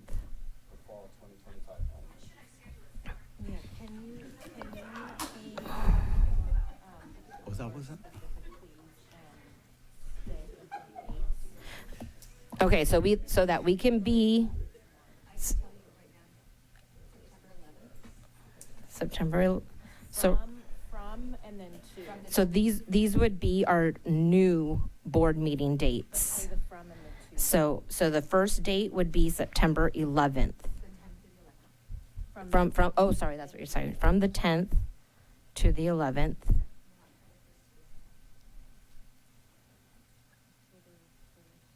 From October 1st to October 2nd.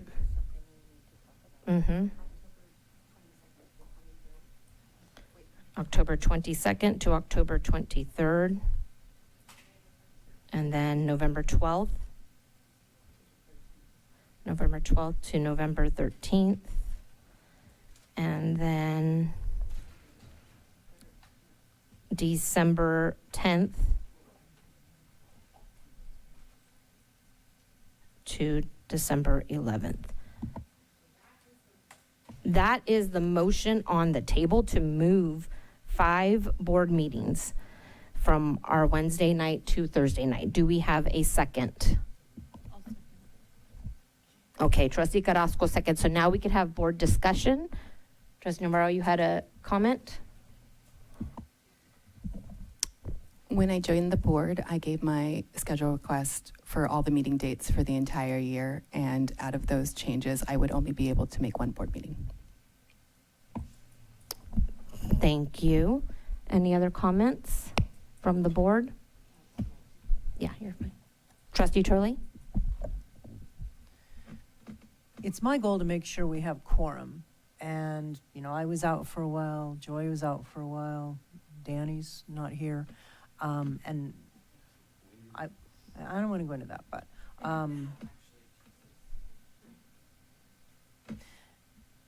I'd just like to have a better idea of dates that we are available, kind of doing a doodle, except we're going to do it live. What dates or what day of the week generally people can be available. So we know the conflict on Wednesday. Are there other days there's 1 week, I think I heard you say, Misty, that you would be able to. Which one is that? It's in December, but I just generally don't have a regular schedule I work certain days of the week, but I do know my schedule several months in advance, and that's why I gave my schedule request a year in advance. Understand. Do any other days of the week work for the rest of you? I had stated at the last meeting that Tuesdays and Thursdays do not work for me. I'm available, I could be available Mondays. Wednesdays, obviously, I've cleared up for the past 4 years, or 2.5 years to 1.5 more year. And Fridays are available, but that's also, it's football season and a lot of our staff is required to be at football games. I also like to attend. So yeah, Mondays and Wednesdays is the days that I had said I was available.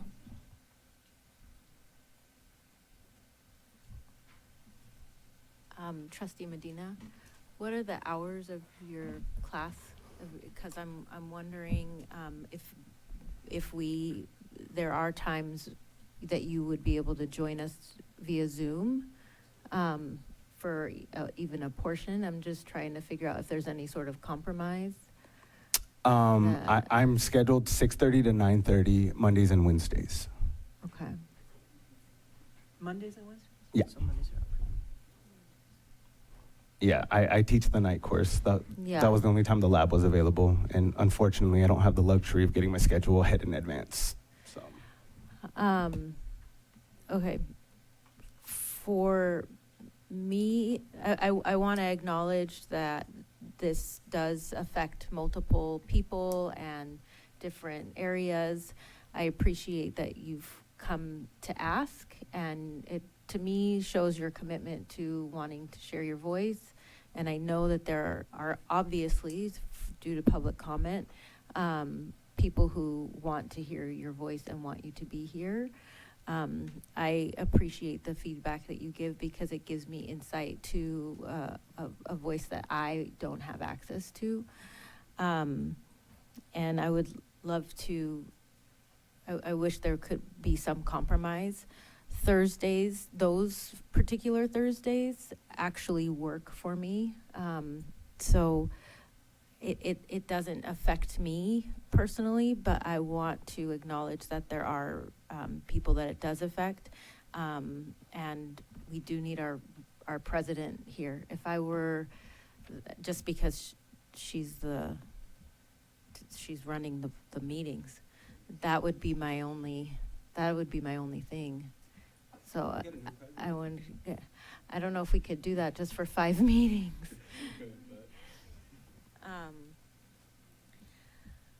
So that's just where I'm coming from. Yeah.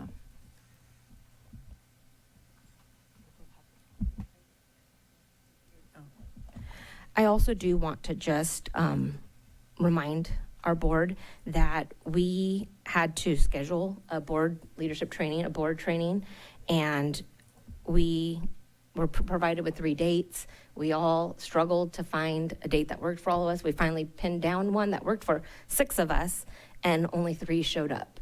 So I think it's really worrisome to change up our schedules, knowing how this can happen. And at this point, you know, the majority of us have already designated Wednesdays as a day to keep open. And I know, looking at the site calendars, Thursdays tend to be a popular day for site council meetings, home and school club meetings, and other committee meetings that we do have throughout the district. So that's my comment. Yeah, and I just wanted to bring this in full transparency for the community so they know, like, hey, I made an attempt to try moving the meeting so I could be in attendance, but it's really going to come down to how people vote. So I just wanted to bring that attention over. I am very worried that, you know, if myself, Flynn, Turley, or Carrasco are not in attendance, that we won't have the voice of the true community here being amplified. So that's my big worry, because the leadership team has demonstrated they're very fickle in learning about rules and following them. And that's my worry, because you've demonstrated that you're barely understanding Robert's rules 8 months Trustee Medina, later. you're violating one of our board policies right now. I want to bring that to the attention Why of is the she president. speaking over me? This is my time to speak. She is reminding you of our decorum agreement. I am Thank reminding you. of our decorum, and I'm also reminding you of the horrible leadership that you've guided us through. Okay. So with that being said, that's all. I hope that you guys vote for this, because again, look at what they did to Trustee Flynn when she wanted to speak about SROs. They gaslit her and they told her it was gonna happen, it was gonna be put on the agenda, and they did not do it. Okay, that is the leadership team that we are dealing with. Thank you. Do we have any more comments from the board? Okay. Seeing none, I will bring, go ahead, Trustee Turley. I'm feeling like the only possible day of the week ends up being Friday. Because you're doing other.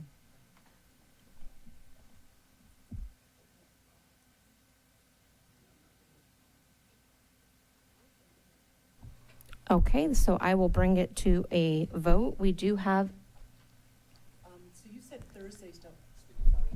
You said Thursdays don't work for you. Is there any chance that Thursday, December 11th would work? So at least we could potentially all be together for our planning meeting for the next year? That's a good call out. that is, yes.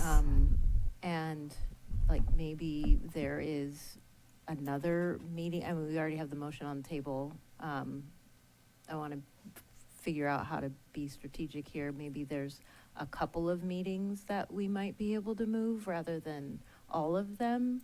Would that be a good compromise? I would need to see the agenda, because yeah.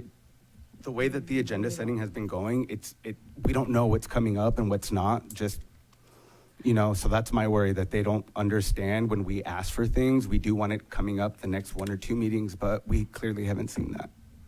That's my worry. What about, again, would you be able to join remotely and we can move agenda items to the top? I'm contracted 6:30 to 9:30, and I'm obligated to be with my students during that time.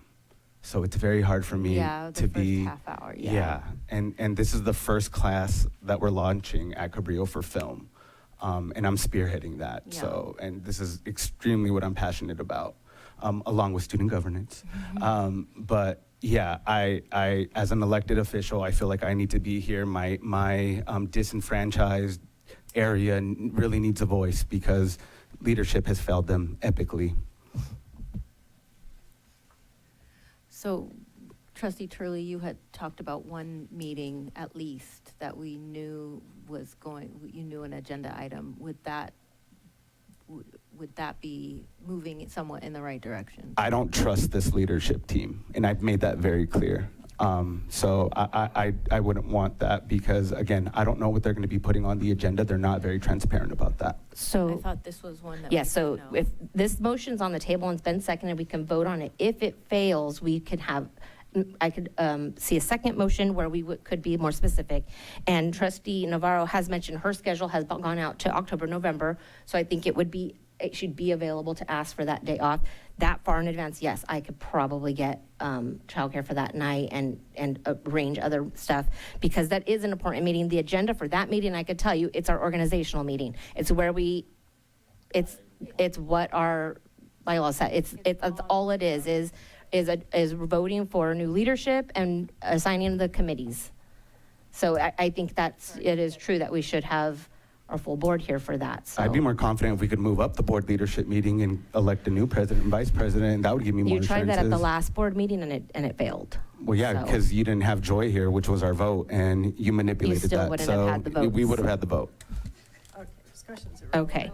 Let's- So we have a first and a second, so I'm going to go ahead and take a vote for this motion, which is to change the next 5 board meetings from Wednesday to Thursday. All those in favor? I'd like roll call. Okay, I'll do a roll call.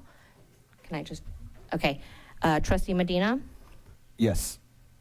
Trustee Carrasco, Yes. Trustee Turley, No. Trustee Flynn, Strategically, so that we could go back and make this to the other option, I'm going to vote. Wait, I need to know which way I need to. Don't do it. Yeah, Wait. Yes means move all 5. No means either we're done or we'll come up with another alternative.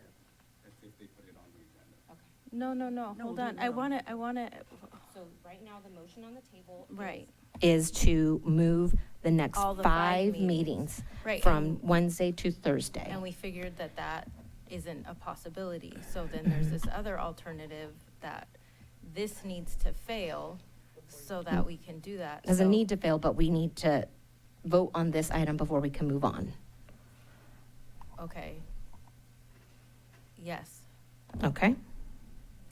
Trustee, you want to change all 5? Oh, no, I want to Okay. do the other one. Okay, Can I, so that was a no from Trustee Flynn. Okay, Trustee Navarro? No. No. And that would be a no from me, so the motion fails 2-4. Oh, okay, sorry.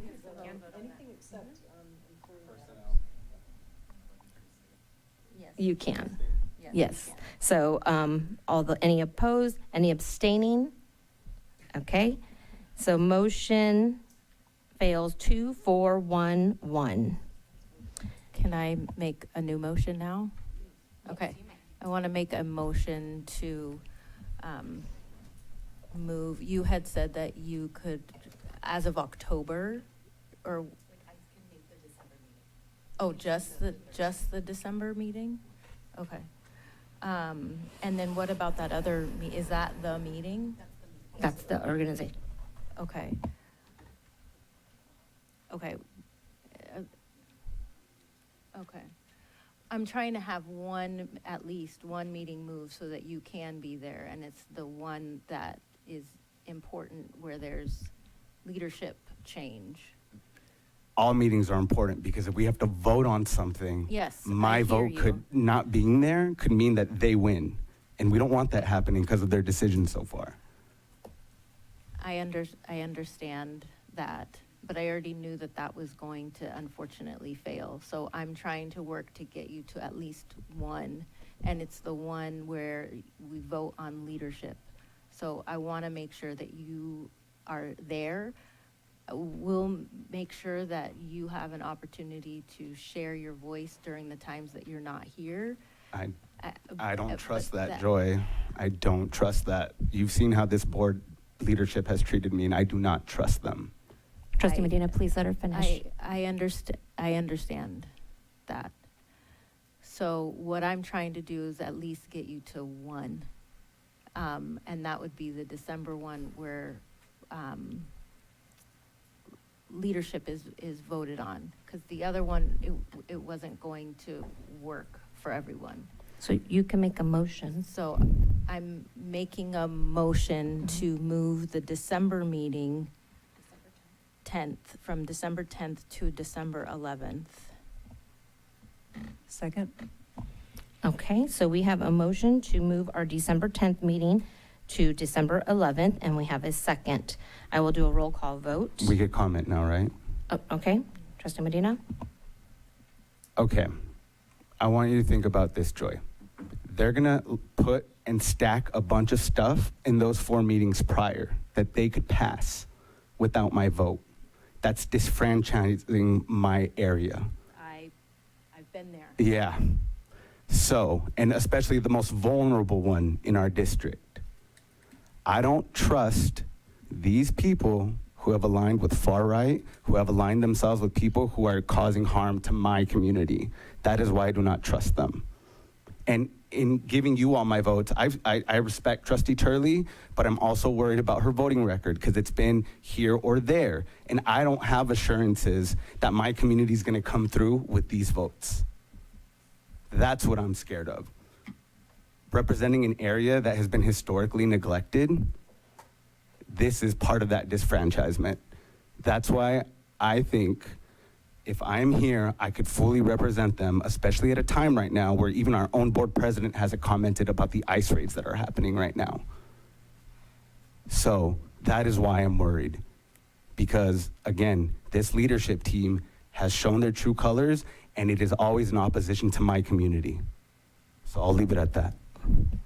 Trustee Medina, I lived in your area for 7 years. I care deeply for those students. And this board, before you were on, pushed and pushed to get Pajaro Middle School rebuilt after the floods. And did you see how that looked when it was rebuilt? Did you see how the teachers did not have lights? Did you see how there was windows missing during a chemical fire? Working So in don't sit here and tell me that you construction, I do know care, there's always a punch okay? list. So When yes. that hasn't Trustee even been Flores, addressed. do we have a Thank Trustee you. Medina is in violation do. of our board policy, section 9,000, number 3, please, again. Can you read that out loud? Section 9,000. Read for our it board verbatim. policies.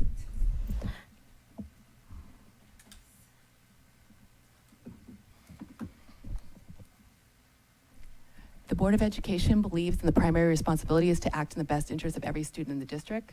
The board also has major commitments to parents and guardians, all members of the community, employees, the state of California, laws pertaining to public education, and established policies of the district. To maximize board effectiveness and public confidence in district governance, board members are expected to govern responsibly and hold themselves to the highest standards of ethical conduct. The board expects its members to work with each other and the superintendent to ensure that high-quality education is provided to each student. Each individual board member shall, and I'm going to specifically cite the ones that are recognize and respect differences of perspectives and style on the board and among staff, students, and parents of the community. Act with dignity and understand the implications of demeanor and behavior. And where does it say that you could donate $500 for a board seat? Trustee Medina, please, that's off topic. Thank you. And it's So already- that's about ethics, right? It's Let's already- talk about ethics. Trustee Navarro. Okay, so we do have a motion on the table by Trustee Flynn. Did we have a second? Okay, a second by Trustee Turley. So we will go ahead and bring this to a roll call vote. Trustee Medina? Trustee Carrasco? Yes. Trustee Turley? Yes? Trustee Flynn? Yes. Trustee Navarro? Yes. Trustee Salinas Holtz? Thank you. And I am also a yes. So that motion passes 5-1-1-1. Thank you. So what does that mean? Now we're moving on. Yep. Okay, so now I will move us on to item 10.1, PVUSD's instructional guide. This report will be presented by Claudia Monjares, our Assistant Superintendent of Curriculum, Instruction, and Professional Development. Good evening.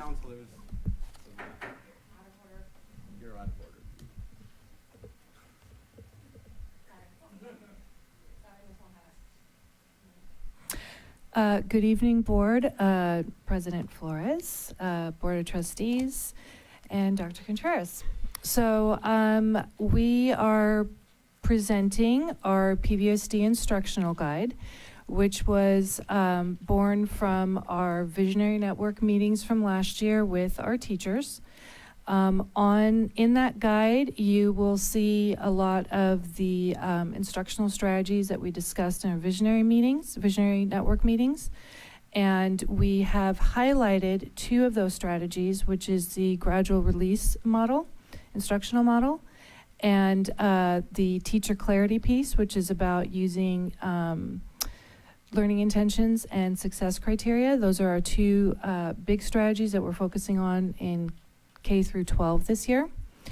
We will continue to revisit this guide over the course of this year through continued Visionary Network meetings. The guide has already been presented to administrative staff at the site, and we've started to do training with them around that, and they have already presented this to their staff at the SBC Day. And again, it is the basis of what we are focusing our professional development. Thank you. Do we have any public speakers to this item?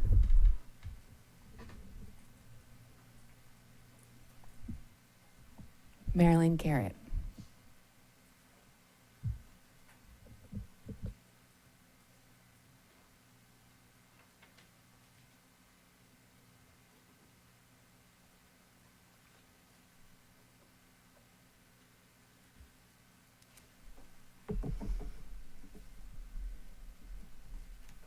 I taught in this district about 20 years and was focused with a group, Farm Without Harm, trying to stop pesticide use in and around schools.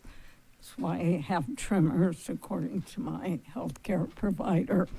So the first thing is a safe and healthy learning and working environment, right? You don't want to go into a room where people are smoking, right? A room with Wi-Fi radiation is endangering everyone. Research-based content states here, there's so much research on the adverse effects of vaccines and toxic exposure. The figures we heard earlier about children in this district with asthma, respiratory problems, on medication, it's appalling. The reality, let's see, I have a lot of literature here. One thing is the vaccines. In 1986, the U.S. Supreme Court said vaccines are unavoidably unsafe. Unavoidably unsafe. That means there needs to be a choice. If parents want their children injected with the toxins that are in vaccines, let them. But there needs to be a choice. And right now in this state, vaccines are mandated for children.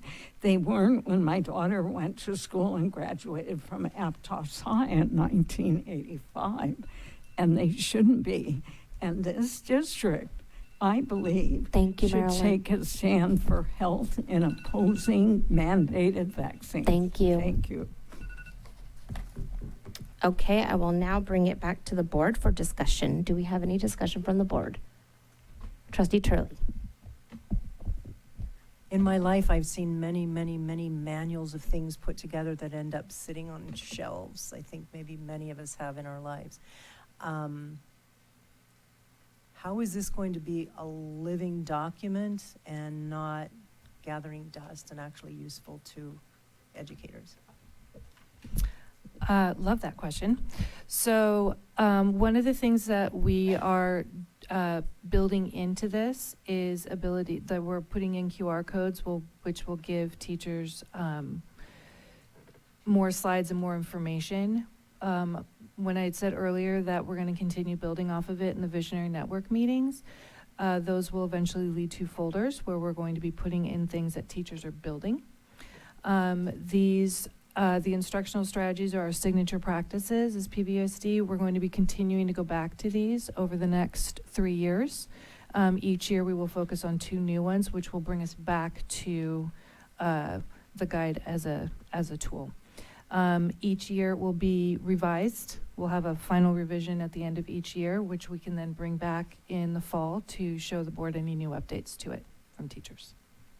Thank you very much. I appreciate that. And I appreciate you and the amazing things that you do for this district. Thank you. Trustee Carrasco?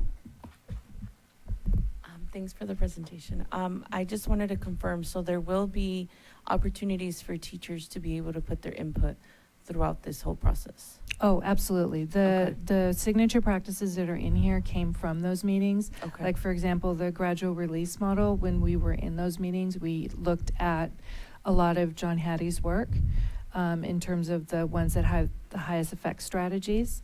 And the gradual release model was one of the ones that the teachers were the most, that they leaned towards the most, because it has a lot of flexibility in how teachers, and you would be able to know this, and how they can go from different levels of engagement within the classroom. Yeah. And then I know that there's a focus between kinder and third grade for English learners. Mhm. How are you going to track that? So that's a good question. I'm going to defer a little bit of the answer. I'll get it started, but then I'm going to defer to Mike too, because our 2 divisions work together on that. So there's 2 pieces to that, and I'll speak to what will be happening in the classroom. So part of that is we need to be focusing more on designated ELD and integrated ELD instruction. So that is one of the things that we're going to be working with the administrators on and supporting them so that they can help make those changes and moves in the classroom. We got a lot of feedback from the FPM of next steps for us. And then I'm going to defer to Mike to continue on that answer for the monitoring. Good evening, everyone.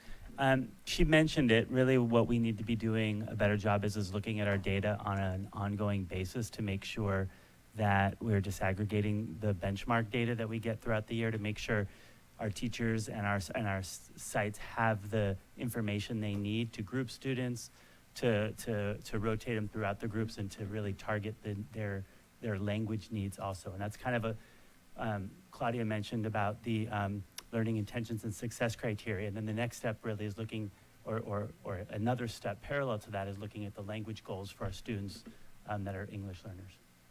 So would it be, you would be measuring it by conversations or reading logs, or like specifically how? So those would be definitely items. Those would be the formative pieces that we would use, like the formative assessment pieces. Other things would be our district benchmark assessment. So it's a combination of the 2. We would need to have the formative and the summative.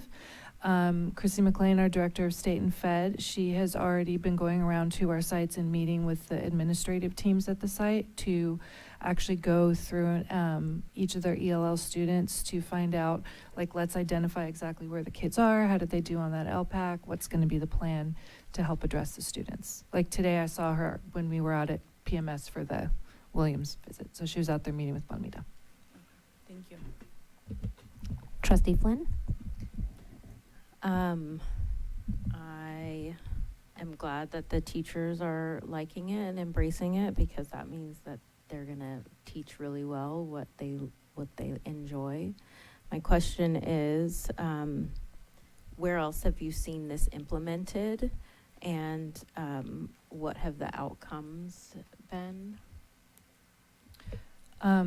So just so I can make sure I'm answering correctly. So when you're talking about this, meaning the guide or the strategies, the signature The practice? strategies, so not necessarily a PVUSD, because I imagine that this kind of, you're not reinventing the wheel here. No, we're taking from research. So I mentioned earlier John Hattie. He is a very well-known researcher, especially around educational practices. And he has over 2,000 meta-analysis data that he pulls from. And it actually has just been updated. The first one he released only had 800 meta-analysis. The latest one that got released in like about 2 years ago, I think it was, had over 2,000 meta-analysis. So he and his team are collecting data from across the world, basically, on what the top strategies are, and then he measures out effect size.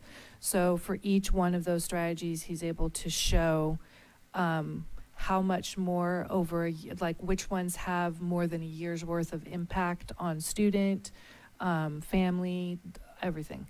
So that's why we're focusing on his work. Thank you. I just want to point out that I think that this is the first moment during this meeting that we've discussed student outcomes outside of what Dr. Contreras has mentioned earlier, and that is a shift that you can expect to see with our school board training, is that most of what we will be discussing will have to be focused on student outcomes. That's what I'm here for. And any of the other stuff we need to really diminish. So I'm just speaking to the community and also thanking the administration for bringing this forward. Thank you. Trustee Navarro? Thank you, Claudia, for your work. I just want to clarify a couple of things. So is the goal of this to have uniformity across the district? I would say uniformity in terms of we're following best practices. So part of the reason why we're rolling out our signature practices 2 at a time is because we have a lot of people in our district who are really excellent teachers and have been doing a lot of this stuff. So it's more of bringing it back to the center, enhancing for those folks who are already practicing, and then making sure everyone in the system, not just the teachers, but like our instructional aides, our RITs, our reading intervention teachers, trying not to use so many acronyms, our administrators, everyone in the system understands where we're going with instruction. So once we have gone through all of those, then we wouldn't be seeing necessarily lockstep, right? But it's that tool, that little bucket of tools that we know are the tried and true practices that people can reach into, needed based on what's going on in the classroom with the students. One of the things that I've heard come up in the community is when switching schools, sometimes, you'll be working on one thing at one school and something else at another school, and then you switch schools, and then you don't learn the thing that you needed to learn because they're in a different order. What are you doing to address it? Is that along with this? That would be the other half of this. So this guide is focusing more on teacher delivery. It does address a little bit on the curriculum piece, but it focuses way more on the instructional practices.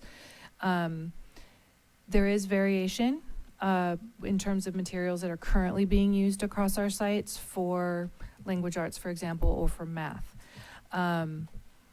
We are trying to get that more aligned across our sites using our adopted curriculum as a district, and these are materials that have gone through the board for, yes, we're saying this is what we're going to be using so that it can address that. We have scope and sequence maps available for all of our curriculum, K through 12, actually TK through 12. So that is another area of revisiting and learning that we are, our team is looking at how are we going to get that PD and refresh people because we've had turnover. I just had 2 more quick questions. One is, are you going to have like a super users at each site? Like you said, the teachers that are already doing these practices and having them serve as mentors or having on-site counsel? That is the ideal situation. So that being able to use what I call our assets, right? Like our high utility players at the sites. That would come up definitely during their professional learning community time. So along with how are we delivering instruction comes the conversation within their grade level or department team on impact, right? So we're using these particular signature practices. How are we seeing that have an effect on learning in the classroom? And then when you have teams of teachers working together, there's always a variance of experience, knowledge, and what people bring to the table. So it does offer leaders within those groups to be able to help with the rest of the group of teachers. I want to clarify the teachers were involved in this implementation every step of the way. Yeah, so yes. What I did was I took all of our stuff and put it into a pretty format, basically. But yes, we do have, we did go through these items during Visionary Network. Yeah. And then my last quick question is, how often are you going to be looking at the data and presenting it? Okay, so we have our district benchmarks that are 3 times a year. So we have the big pieces. And then the other layer to that is we have our principal supervisors who are meeting with each of our principals to have data talks throughout the year. And that's pretty ongoing. I mean, that's kind of a once a month at the minimum. We also have our GRIT meetings that happen quarterly at the high school level. Those happen right after each of the quarter report cards. Each of the quarter grades get released, and that's the graduation rate intervention team meetings where we're looking at D and F rates. We also have for early literacy, we have ongoing meetings with Dr. DeVargas, who's our early literacy coordinator. So she actually has data meetings on an ongoing basis with the elementary sites as well. Great. Otherwise, I think this looks fantastic. Thank you. Oh, thank you. I do want to add one point with Claudia talked about the Visionary Network, which was a team of teachers who volunteered to be a part of developing this. But we also had a group of 40 students who also worked to give input into what they'd like to see in their classrooms as well. Yes, and we also ran it through DAC and DLAC at the district level with the parents. Any other comments from the board? Okay, I also want to thank you, actually all 3 of you, for all your work. I know we've had quite a few of these discussion items that we then adopt because we are trying to get more of our policies and procedures and guides in writing. So thank you for all your hard work and helping to just streamline our district. Thanks. Okay. Now that I will move us on to our consent agenda. Consent are routine items coming before the board. And do we have any public speakers to consent? Yes. Brandon Denise, Chris Webb, Christina Souza, and Wendy San Juan. And I also want to remind our speakers that we have removed 11.12, so that no longer pertains to consent agenda. Brandon Denise from the PVFT, thank you for moving 11.12, and let's please keep that off until we do what's right and bring back the counselors who we've let go over the summer. I really want this board to try to follow this line of thinking here. Last February and March, you all rejected layoffs to our counselors. That was a great success. You guys did approve some layoffs, which then we fought on to get those reduced to the very, very minimum. And you also directed the district to slash their spending on Pajaro Valley Prevention and Student Assistance, PVPSA. What 1114 would do would be increasing the spending to PVPSA, which you said you would cut, and supplanting the work of the counselors who we've lost over the summer. Our counselors that were hired during COVID may have been hired with one-time monies, but those were permanent positions.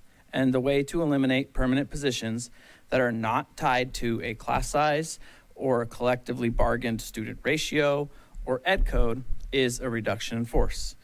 I know we've come up here before and said layoffs should be done through attrition.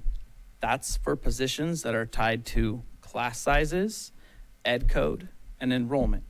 Our counselors are not tied to either of those. When we cite state averages, You all are smart enough to understand where those averages come from. They come from affluent districts who have great ratios and struggling districts that have horrible ratios. Why would we be aiming for average? This Valor program, what is it? Look at this MOU. There's nothing mentioned about the Valor program. How can y'all in good faith implement something that you have no information about? And when you ask questions about this tonight, you're going to get doublespeak and wishy-washy answers that say, just trust us.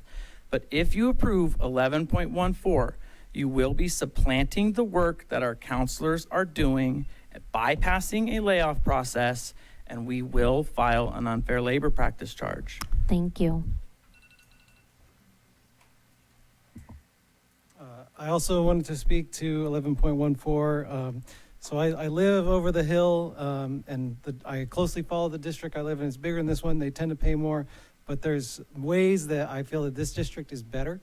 And I think in the mental health care front, it is better. And and this worries me, this item, because I feel like we're moving in that way. Also, every time I ever hear, oh, well, they do it this other way, or most schools do it this way, I don't really like those things, because there's a lot of things in this district that I think we do better than others, and especially like model continuation renaissance for sure.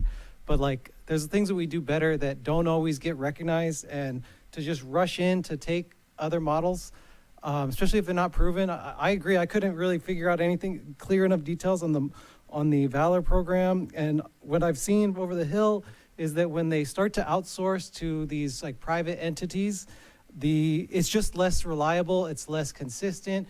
The connection to the community of a site is not there. I think I read in this item that Watsonville High School specifically was going to lose like a specific support. I don't like that.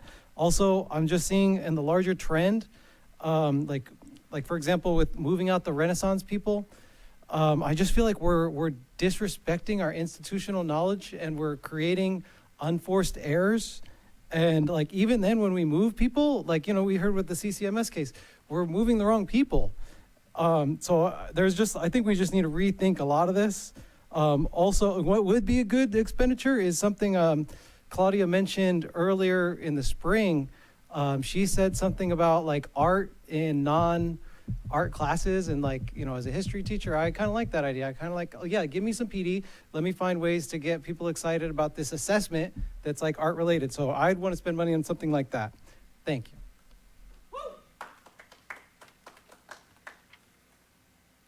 So I have worked closely with PVPSA for the past 10 years, and I, to this day, really consider most of them my friends. We've stayed in contact. But considering our current budget circumstances and current discussion about reducing school counselors and PVUSD mental health clinicians, why are we even entertaining increasing an outside agency? And I would like some clarification if that's possible. I'm wondering about the board vote last year about reducing PVPSA's contract from $2 million to $1 million. I haven't been able to get clarity if that is still the case, if it was reduced to $1 million. Thank you. So we've already heard tonight the passion and dedication of our counselors. We are here after a full day of work, and we will keep coming back. And Mark, I want to thank you for your courage to share your story and input. And your input is invaluable. You represent so many of our students who cannot come forward, and they should not have to. Counselors, mental health clinicians at PVUSD can conduct risk assessment for intervention for suicidal ideation and self-harm, and we do it a lot. I can't count how many I've done. I one time went to a suicide prevention awareness training, and they had the big sticky things, and they said, how many risk assessments have you done? 0, 1 to 3, 1 to 5, 1 to 10. I'm like, well, I'm well over 100, and that was 7 years ago. So please really think about where our money is going. Thank you.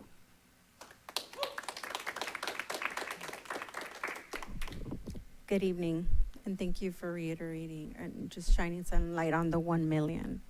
What I want to ask this board is to clearly analyze, where is that million going to? I would like to see an itemized list. Why? Because in this district, been here 20 years. I could tell you, some clinicians will see 2, 3, maybe 5 students. That's not the best investment of our money, okay? So where is this money going to? Is it being utilized across the district, and how? I personally just found out we're getting a intern only because she's my sorority sister. Otherwise, I probably would not have known. I would also like to put it out here. Where is the mental health 5-year strategic plan for PVUSD? Where is the district's 5-year strategic plan for school counseling? 20 years here, counselors have developed the program here by working with Trish Hatch and other people. County Office of Education has offered way more support than PVUSD leadership. So shout out Christine Chopra, okay? So I would like for the board to pay close attention to that and include our mental health professionals and our school counselors in driving this district forward in this area. We have credentials, we have degrees, and we are working with people that seem to not understand exactly what it is that we do. Thank you. Can I speak? Yes, Trustee Navarro. I wanted to make a motion to pass the consent agenda except pulling item 11.14. So that I just feel like the public has more discussion and that would be useful to have more discussion about it. Are there any other consent items that would like to be pulled? Trustee Yeah, Medina? I want to pull 11.17, new CTE pathways and courses for 25-26. Okay. So. And I'd also like to pull 11.19, MOU, PVUSD, and Experimental Aircraft Association, Chapter 119. You said 11.19 was your second one. Okay. No, 11.9. Oh, 11.9, sorry. So not this one. Okay, so the motion on the table is to approve consent agenda with the removal of 11.9, 11.14, and 11.17, as well as 11.112 that was already removed earlier in earlier tonight. So is that your motion? Okay.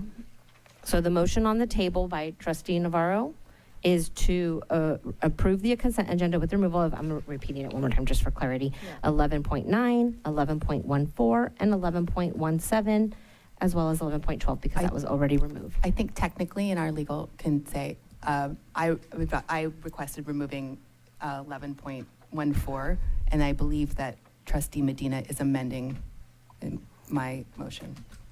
Okay. And do we, sorry. Oh, I was just going to say, I second that. Okay, so Trustee Flynn seconds the motion. Comment? I second that with the amendments. Okay, and so now, yes, Trustee I Turley? need clarification.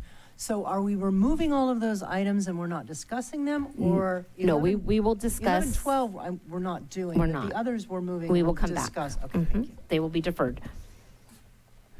Okay, so do we have the motion on the table. All those in favor? Aye. Aye. Any opposed? Any abstaining? Motion passes 6-0-0-1, and now we also have to vote on the amendment, correct? Okay. Mhm. Okay.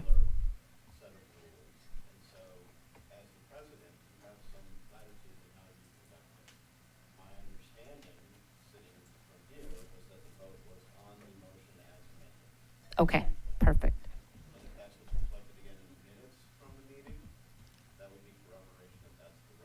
Okay, so that motion passes 6001. And now we will move on to our deferred consent agenda, and we will start with 11.9. Trustee Medina, you had a question on this. Yeah, Julie, this is for you.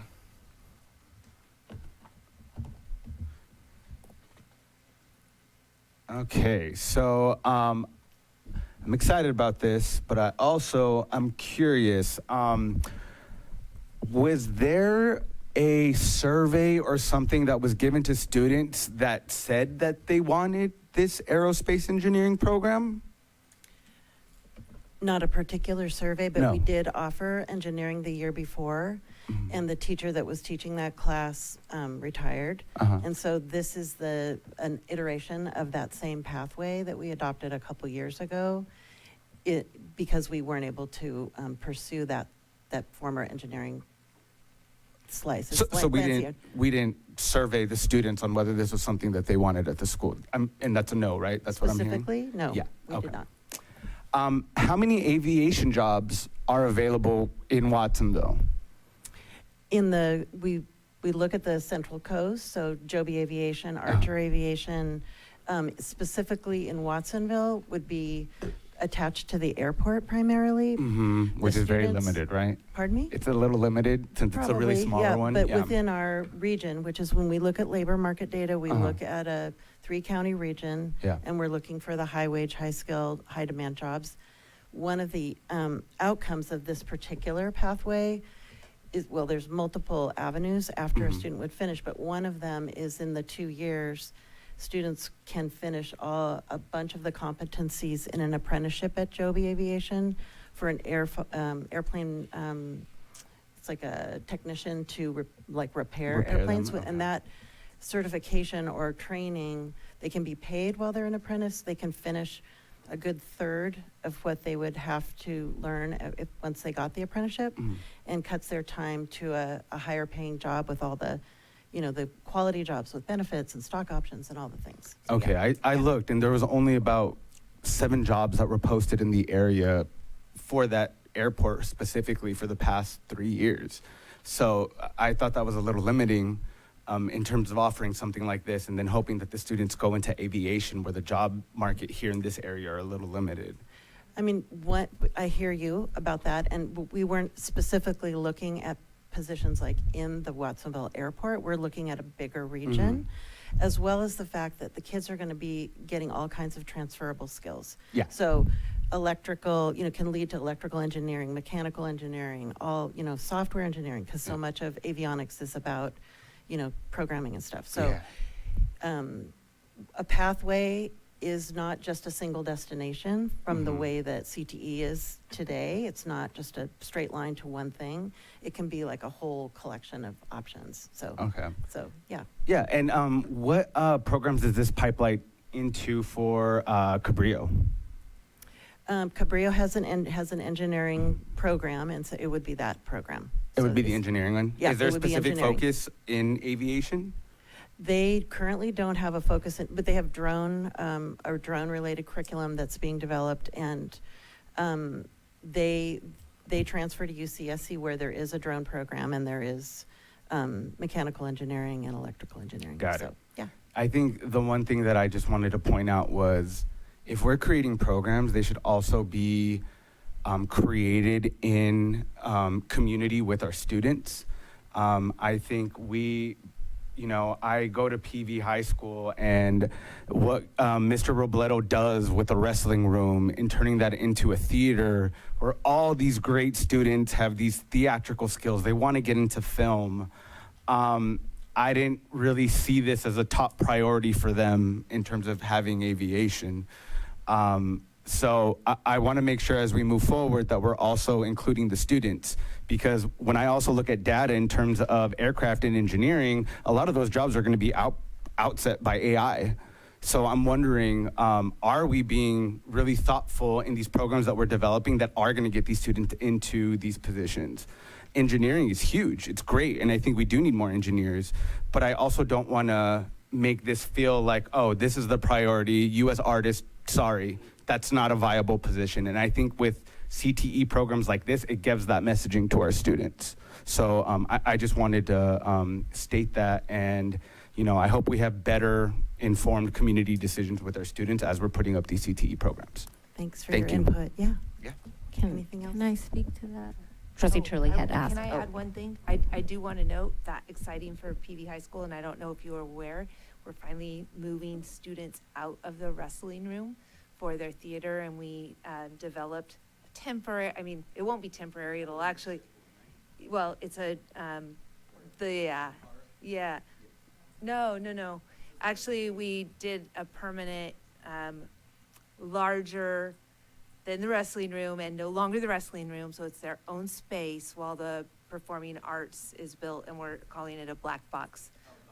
Yeah, but it is way better than the wrestling room, and they no longer have to have that, And the kids, from what I hear, they're all very, very excited. I got to go do a sneak preview of it, and they worked really hard to get done over the summer, so. They do a lot of great work. So we are paying attention to that part too. I was one of those drama kids, right? And I had Video Academy, and I know PV doesn't have Video Academy, and it's such a shame because there's this huge, there's a lot of Latinos who are out there that actually want to fund schools, who are doing content for a demographic like ours, and I think we're missing that opportunity by, again, shoving down STEM down our throats when a lot of us are into the creative careers. I don't see myself doing something like this, but maybe some other students do, and I think that's great. But I also don't want us to neglect the arts, because that is going to be a big money maker as AI takes over a lot of these remedial and administrative jobs or these web development. I'm a part of that generation that was told, go into STEM, you're going to have a house once you graduate. That didn't happen. All right, so be very future thinking. Yes, thank you. Thank you. Thank you. Trustee Turley? Sorry. I'm not done. Okay, quite yet. yes. So I know a young man who graduated Watsonville High in 2015. He studied a little bit of stuff that got him interested in engineering. He went to Cabrillo, he went to San Jose State. Now he's an engineer at the municipal airport in San Jose. So there are definitely students who have interest, and I think engineering ends up being applicable to lots of different things. How many students are signed up for the aviation program? 25, that was the limit. That's the capacity. Yeah, based on the type of space they're in, and that's actually what this item is the where we worked with the airport so they can build it in a hangar, which is going to be really fun. I think it's very exciting. Thank you so much for bringing it. Trustee Flynn? Thank you. Thank you for your presentation, and thank you for everything that you pointed out as well. I want to just, I guess, give you some solace. This is, coming from a board that is among the top 10 schools in the state of California. STEAM is really, really important. Arts are very, very important. Art's very important to me. This could lead into design. And we are building a global human race right now. And having Joey here is such an asset because of the work now that they're doing in Dubai. And so it gives our learners an opportunity, a pathway to be a part of the global community in a way that we might have been limiting them. So I'm really excited about this. I personally know the man who runs the Monterey Airport is a product of Santa Cruz High School, so Santa Cruz County, and he's running Monterey Airport, and he's Black. So it also allows for more people of color to be getting into these spaces. Again, design, and that's where they can marry art with this. So I think there's lots of connections and opportunities, especially with that connection with Joby. So I'm glad. That was my question, Trustee Turley, is how many students. So That and the tiny home thing, those are really And they kind have of a exciting. relationship, those two projects, because this was also funded through a donation. So the purchase of the airplane was a $150,000 donation from Monterey Bay DART, which is a drone, like, they bring people together around aviation and drone in the Central Coast, and they got a donation from the James Irvine Foundation, specifically to promote to promote aviation careers on the Central Coast, and they chose our school district as the place that they wanted to support and do that. And so the airplane is built, and we can either sell it and buy another kit, or we can give it back to the people that sent us the kit, and then we just pay a fee every year to just build the airplane. They just keep sending us boxes of airplanes. So. Oh, and then one follow-up question is, those 25 students, did they elect to be in there, or were they placed in there? And the list was about 60 kids that wanted, and believe me, it would be great to Get it replicate expanded. it. And we hired a really incredible, young, dynamic UCSC grad who is their teacher, and it's a happening. Yeah, can you let the instructor know that we'd love to go visit as soon as it's up and running? Yeah. Okay, cool. Of Thank course. Absolutely. Thank you. And any other comments? Trustee Carrasco? This summer during our Camp Arte, I actually took about 130 to 140 students to the Watsonville Airport to go visit. So we sat on the lawn and we sketched helicopters and airplanes. One of the questions, I went there once a week for 6 weeks. One of the questions that I had while I was sitting there is they had told us that you can start the process of getting your flying license at 14, and then you'd be able to get it by 17 if you were to fulfill your hours and your training. So my question was, in the future, would this program extend to something like that? Not just building the airplanes, but also being able to get their licenses? Yeah, absolutely. The hangar that we are leasing, the subletting from the city, is the EAA, and that their whole mission is to promote aviation careers to youth. So all the students are instantly members of that organization. The big mural that says "Kids Fly Free," that's their, that's their like offering to the community. So our students will have those opportunities to fly and learn. And I feel like this is going to crack open a lot of interesting avenues. So, yeah. And will it be free? Because I know that one of the questions that I had while I was there was if there was financial, help for the students to be able to get their, license. Is that something that something this we can look program into? Can look into. Yeah, and at Aptos High School, the engineering pathway there was in its second year. At Watsonville, it's now in its second year. And we were able to help the students get their Part 107 FAA drone pilot's license last year. And so this year at Watsonville High, those second year students will have that same opportunity. And then we'll probably be looking for industry partners to help fund that, because those are a little more expensive things to help kids get certified in, but we want to get the ball rolling. So, and then just one last thing. We take 600 of our fourth graders to the airport every year. The Watsonville Airport has been very gracious, and they go for a day of aviation experience, the little fourth graders on the bus with their teachers and chaperones. And then there's an organization called the 99s Women that are retired pilots that help guide the kids around the airport to all the different businesses that are there. The people that teach people how to jump out of airplanes, not me. Yeah, none of that. But anyway, that's every year we take 6 schools and we go on a rotation. Yeah. And that's another connection. So. Does our insurance cover students jumping out of You airplanes? betcha. Not dropping out. Yeah, no, not that part. Yes. And then just one more thing, just because I am currently spending a lot of time at PV High School, and I know that one of the things that they had asked is, and I know I said this last time, in the future, could there be a construction class for them? Because there's a lot of interest for construction at PV High. So this year, we're going to be working with sites individually to create a 3-year CTE plan for each of the sites where there's CTE happening. Okay. So, and that will be in conjunction with the community school specialists, the principal, teachers, students, community members, parents. And based on some of the criteria that we have for the funding that we get, which has to do with the kinds of jobs the the pathways lead to and things like that. We'll be able to craft something that's unique for each school. Yeah. And then also leverage each other as much as we can as well. So that is certainly something that will be on the table to talk about. Thank you. Yeah, of course. Thank you. Desi, you don't want to Thank say you. anything? Okay.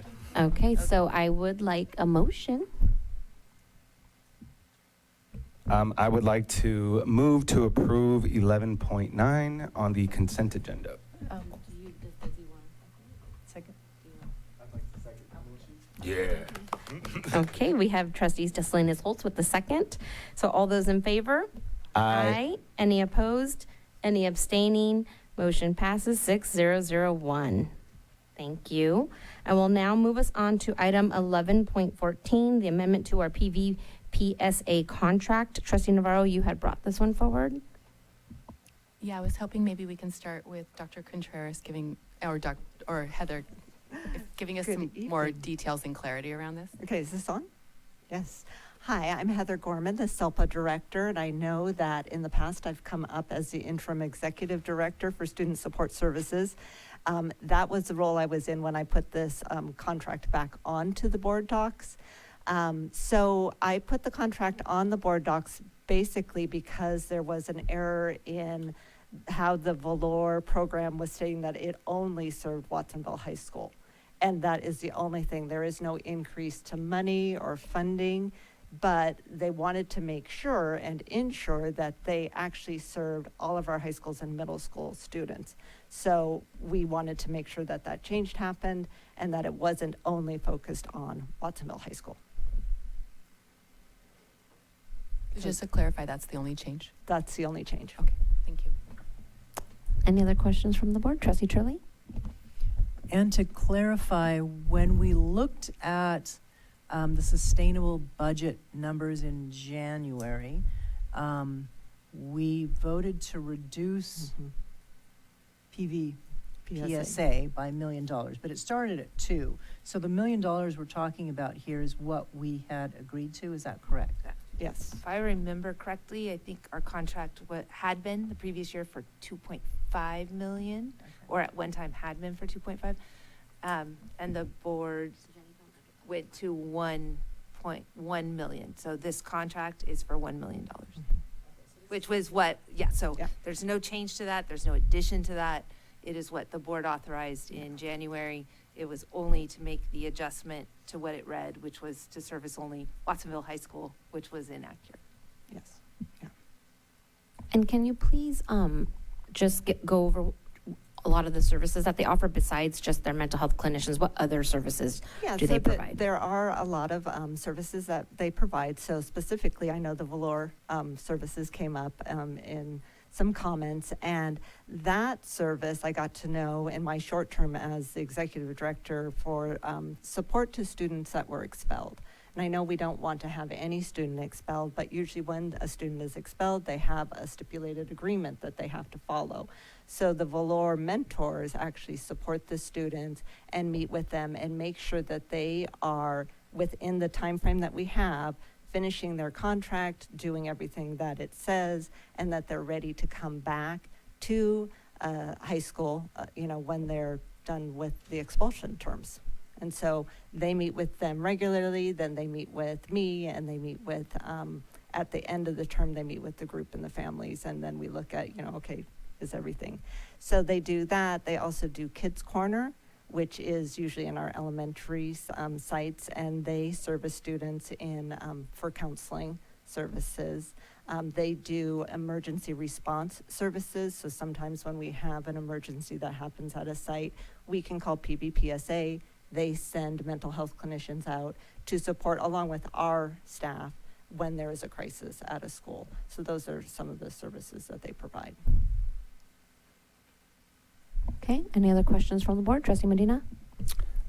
Yeah, I know PVPSA is, the cool thing about them is that they're actually in both counties. They don't just service Santa Cruz, they actually service Monterey County too. And I know we're trying to work with them to expand that over there in that area. My concern is with that, we're reduced to one counselor, right, at Pajaro Middle School. Is that correct? for now. Does that mean we're going to get another one? So it depends on what type of counselor. So I think there's been like everyone just kind of lumping in counseling. Social emotional? Yeah, so we have our counselors Uh-huh. that can do academic counseling as well as social emotional counseling. So they're doing both? They can do both. They're PPS credential. So I guess maybe we should say counselors with a PPS credential. Uh-huh. They're those counselors there in the certificated bargaining unit. We have mental health clinicians that are in the classified bargaining unit. And then we have our contracted services that include PVPSA.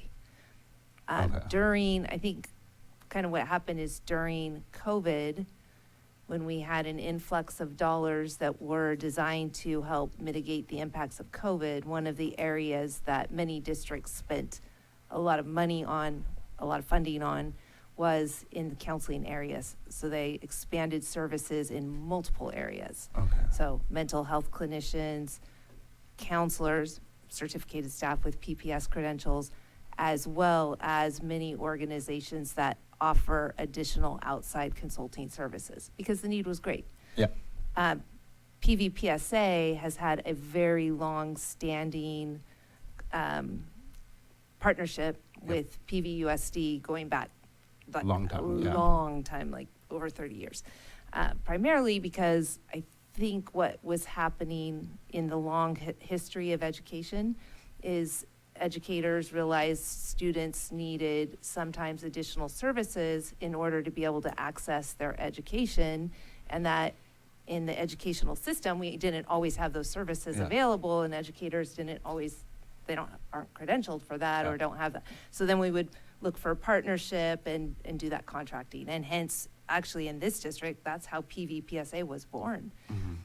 So this is a longstanding contract. At PMS specifically, the only resource they have is not limited to just the counselor with a PPS credential.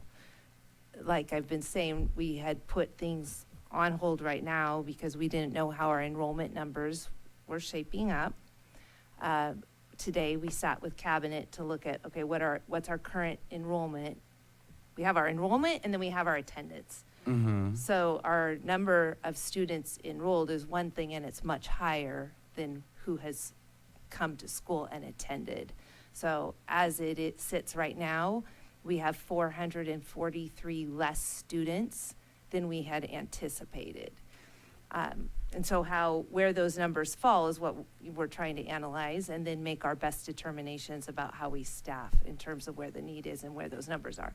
Okay. So we now, I think, usually we wait, and when we look at our collective bargaining agreement, there's even language in there for the teaching staff of when we balance classes. So tonight, we even heard at like Cesar Chavez Middle School, some of the courses having overages in PE and like that, because we're still working to balance out the classes, because some students showed up where maybe we didn't anticipate, or some classes are really low. And so that's a process that happens every year called balancing classes. So same thing has happened with the counseling. We had people resign over the summer, counselors resign over the summer, and we were reticent to make moves when maybe the students were also not going to be coming, and then maybe we moved someone and then it was not really an indicated move. Okay. So my concern is, I know traditionally we've always had 2 counselors at Pajaro Middle School ever since my mama went there. And middle school is hormone palooza. The fact that you're going to put 1 counselor and not have 2 or additional support is wild to me, because that's a really important time to figure out what your emotional triggers are, to figure out how you're digesting the world, Trustee your Medina, first really breakup. quick, this is a very important subject, and I agree this discussion needs to happen, but we need to keep it with the amendment to PVPSA I contract. don't like being rushed, like Trustee Flynn doesn't. So I'm not rushing, I'm just saying we need to, we need to keep it to PVPSA I get that, contract. but thank you. If I could finish my thought, which I just lost. So I guess the guarantee that I want to hear is that we are going to have 2 full counselors there. Because another thing that I want us to think about too is just because there's low enrollment doesn't mean that the emotional need isn't there. If students are scared right now about ICE or even coming to school, that is going to impact them more. I don't care how many heads are in there. Even if it's 10 students, we should be putting in more counselors to support those students. Especially in my area right now where it's up in the air what's going to happen moving forward. So I just ask that, you know, cool, PVPSA, but I want us to ensure that our counselors are still being there, because you can't quantify social emotional support. Like, it's hard to do that. You just need somebody there to listen, to help you navigate. And I want to make sure that that's there for my students in my area. I think what Trustee Flores was trying to say is that we can move on. That's fine. I think what Trustee Flores was trying to say is that we're having a discussion on a non-agendized item, and therefore it's additional Brown Act violation, and that's what she was trying to prevent you from doing. When did you read the Brown Act? That's good. Okay, Trustee Flynn had a comment to make. Thank you. Okay, any other comments on this item? If not, I would like to see a motion if there is one. I make a motion to approve. Second. Okay, I have a first and a second. All those in favor? Aye. Any opposed? Any abstaining? I'm abstaining only because it went through before I became a board member. Okay, so that motion passes 4-0-2-1. Okay, thank you. And now I will move us on to item 11.17, our new CTE pathways and courses for 25-26. And Trustee Medina brought this one forward, I believe, 11.17. Yes. I'm a little sad. I'm a film guy. We slashed some film programs in our VAPA coordinator. Aptos no longer has video production, is that correct? Yeah, that's correct. And Pajaro Valley High School, does that still have video production? No, not at this time. Mhm.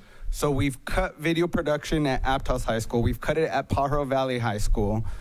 We're establishing a film program at Cabrillo College. How does it make sense that we're cutting these two programs that I've consistently heard a lot of positive things from students about these programs? I mean, that's what got me into my master's at the top film school in the nation, because I was able to participate in Video Academy. So why are we cutting these programs and not sustaining them? Well, the reductions that happened in the spring, CTE was impacted along with everything else. So that is all I really can say about that. Do we plan on bringing them back? Pardon me? Are we going to bring them back? If we can, we can. But right now, with declining enrollment and needing to tighten, that was, that they were a part of the whole reducing. One of the things that we did do, though, was we brought media arts and production to Renaissance High. Yeah, but then that substituted out two other programs from Aptos and Pajaro Valley High School. And I'm glad Renaissance has it, but why don't all three of them have it? We can't do all things right now because of declining enrollment. I mean, we can't have classes with 8 kids in them or 12 kids in them. Is that what the enrollment was for video production? Because I've got rosters of enrollment, and they were very high. There was even some students who couldn't get into the courses. Am I being misfed the data from Ms. Ma, from the Aptos instructor as well? Because it sounds like we're coming after the arts pretty hard when we should be sustaining them. It's not. That is not the intent at all. It feels like it. Well, it isn't. It was. And then to hear that we have aerospace coming in, but we're getting rid of video production. What does that tell our art students? Trustee Medina. Wait. I would love to hear from. Actually, I'm gonna pause only because I believe that's off topic. It's Media Arts and Production Pathway, CTE pathway. We're talking about that. But this is to approve these pathways, and I don't believe Ms. Edwards is prepared, and nor does she even have the background or anything to talk about the questions you're asking her. we can get back to you on those questions. Well, I'm not going to be able to hear them until December 11th when you guys have me back at the board. So I can do I want to have this conversation now. I It don't pertains believe to we this. can because it's not agendized. Mr. and- Lawyer Guy, can I have this because it relates to media arts and production? The agenda item is whether or not to approve this particular contract. It is Uh-huh. not to discuss adding or taking away any other courses from the curriculum. Got it. I trust you. Okay. I would like a report on why we got rid of the video production courses. I expect that, I guess, by December when I'm back. Or if you could send that through BC comments, that would be great. But the fact that our VAPA coordinator is cut, Stephanie Monroe was moved, that was intentional, and now I'm seeing a reduction in video production programs when we actually have a really big industry in San Francisco and San Jose, and we're developing one now. So the opportunity here was completely missed by you all on this by getting rid of those programs. And I don't believe the data that says that we had under enrollment, and I would like to see those numbers. Thank you. Trustee Medina, I know you're super passionate about this. I would just ask that you respectfully adhere to our board policies, which we move which on? is to Thank not you. interrupt, which is to not, belittle or degrade our staff. I don't think I'm belittling. I think I'm asking actual questions. So if you can't see that, I don't know. Take a rhetoric class. But in the meantime, when I'm asking something, I don't need you to comment on everything. Okay. Thank you. What I'm trying to get is that our district staff often is intimidated to present these things, and so I would like you. I understand you're passionate. All I'm asking you to do. Point of order. Can we move on, please? Thank you. Point of order. Can we move on? Trustee Medina, please stop interrupting. Are you giving her and permission to speak? No. Are you recognizing her? We need Cool. to move on. All I ask is Thank you. irrespectful. You're not being spoken to. So thank you. Thank you. So do we have any more discussion regarding the new CTE pathways and courses for our 2025-26 school year? No?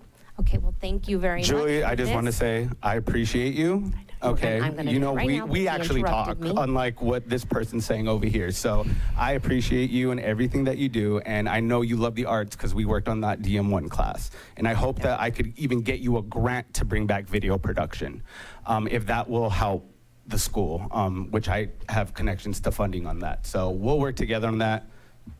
Thank you. Okay, thank you. And I'm still looking for a motion. Yes? It's going to be short, and I actually regret not commenting on the last one about aviation, but I just want to say I think these pathways are great, and I know Watsonville has a lot of them, and PV, and I'm not sure about Aptos, but doesn't have as many, so I think it's great to see these at other schools. And I personally know a lot of PV people who, I know some who'd be interested in law, and I think, and a lot in the health and wellness one, so I think it's great to see them at other schools. Thank you. Trustee. And I'd like to make a motion to approve this. Oh, I was just gonna say, wait, you okay, could, sorry. you could I can probably speak to what you wanted to say because technically engineering design flight is on this agenda item. Oh, it was mainly in line with this, and I also personally know a lot of people who were in the engineering program with the drone certification at Watsonville, and they loved it. So I think it's great to see that at PV now too. Thank you. Now trustee Salinas Holtz has made a motion to approve this item. Do I have any more comments or a second? A second. Thank you. Now I will bring it to a vote. All those in favor? Aye. Aye. Any opposed? Any abstaining? I abstain. Okay, motion passes 5011. Thank you. Thank you. Okay, now that concludes that part of our agenda. I will now let everyone know that our next regularly scheduled board meeting will be on September 10th in our city council chambers. And I adjourn this meeting at 9:08. What? We're getting better. What? We're getting better. Well, we only had 2 action items.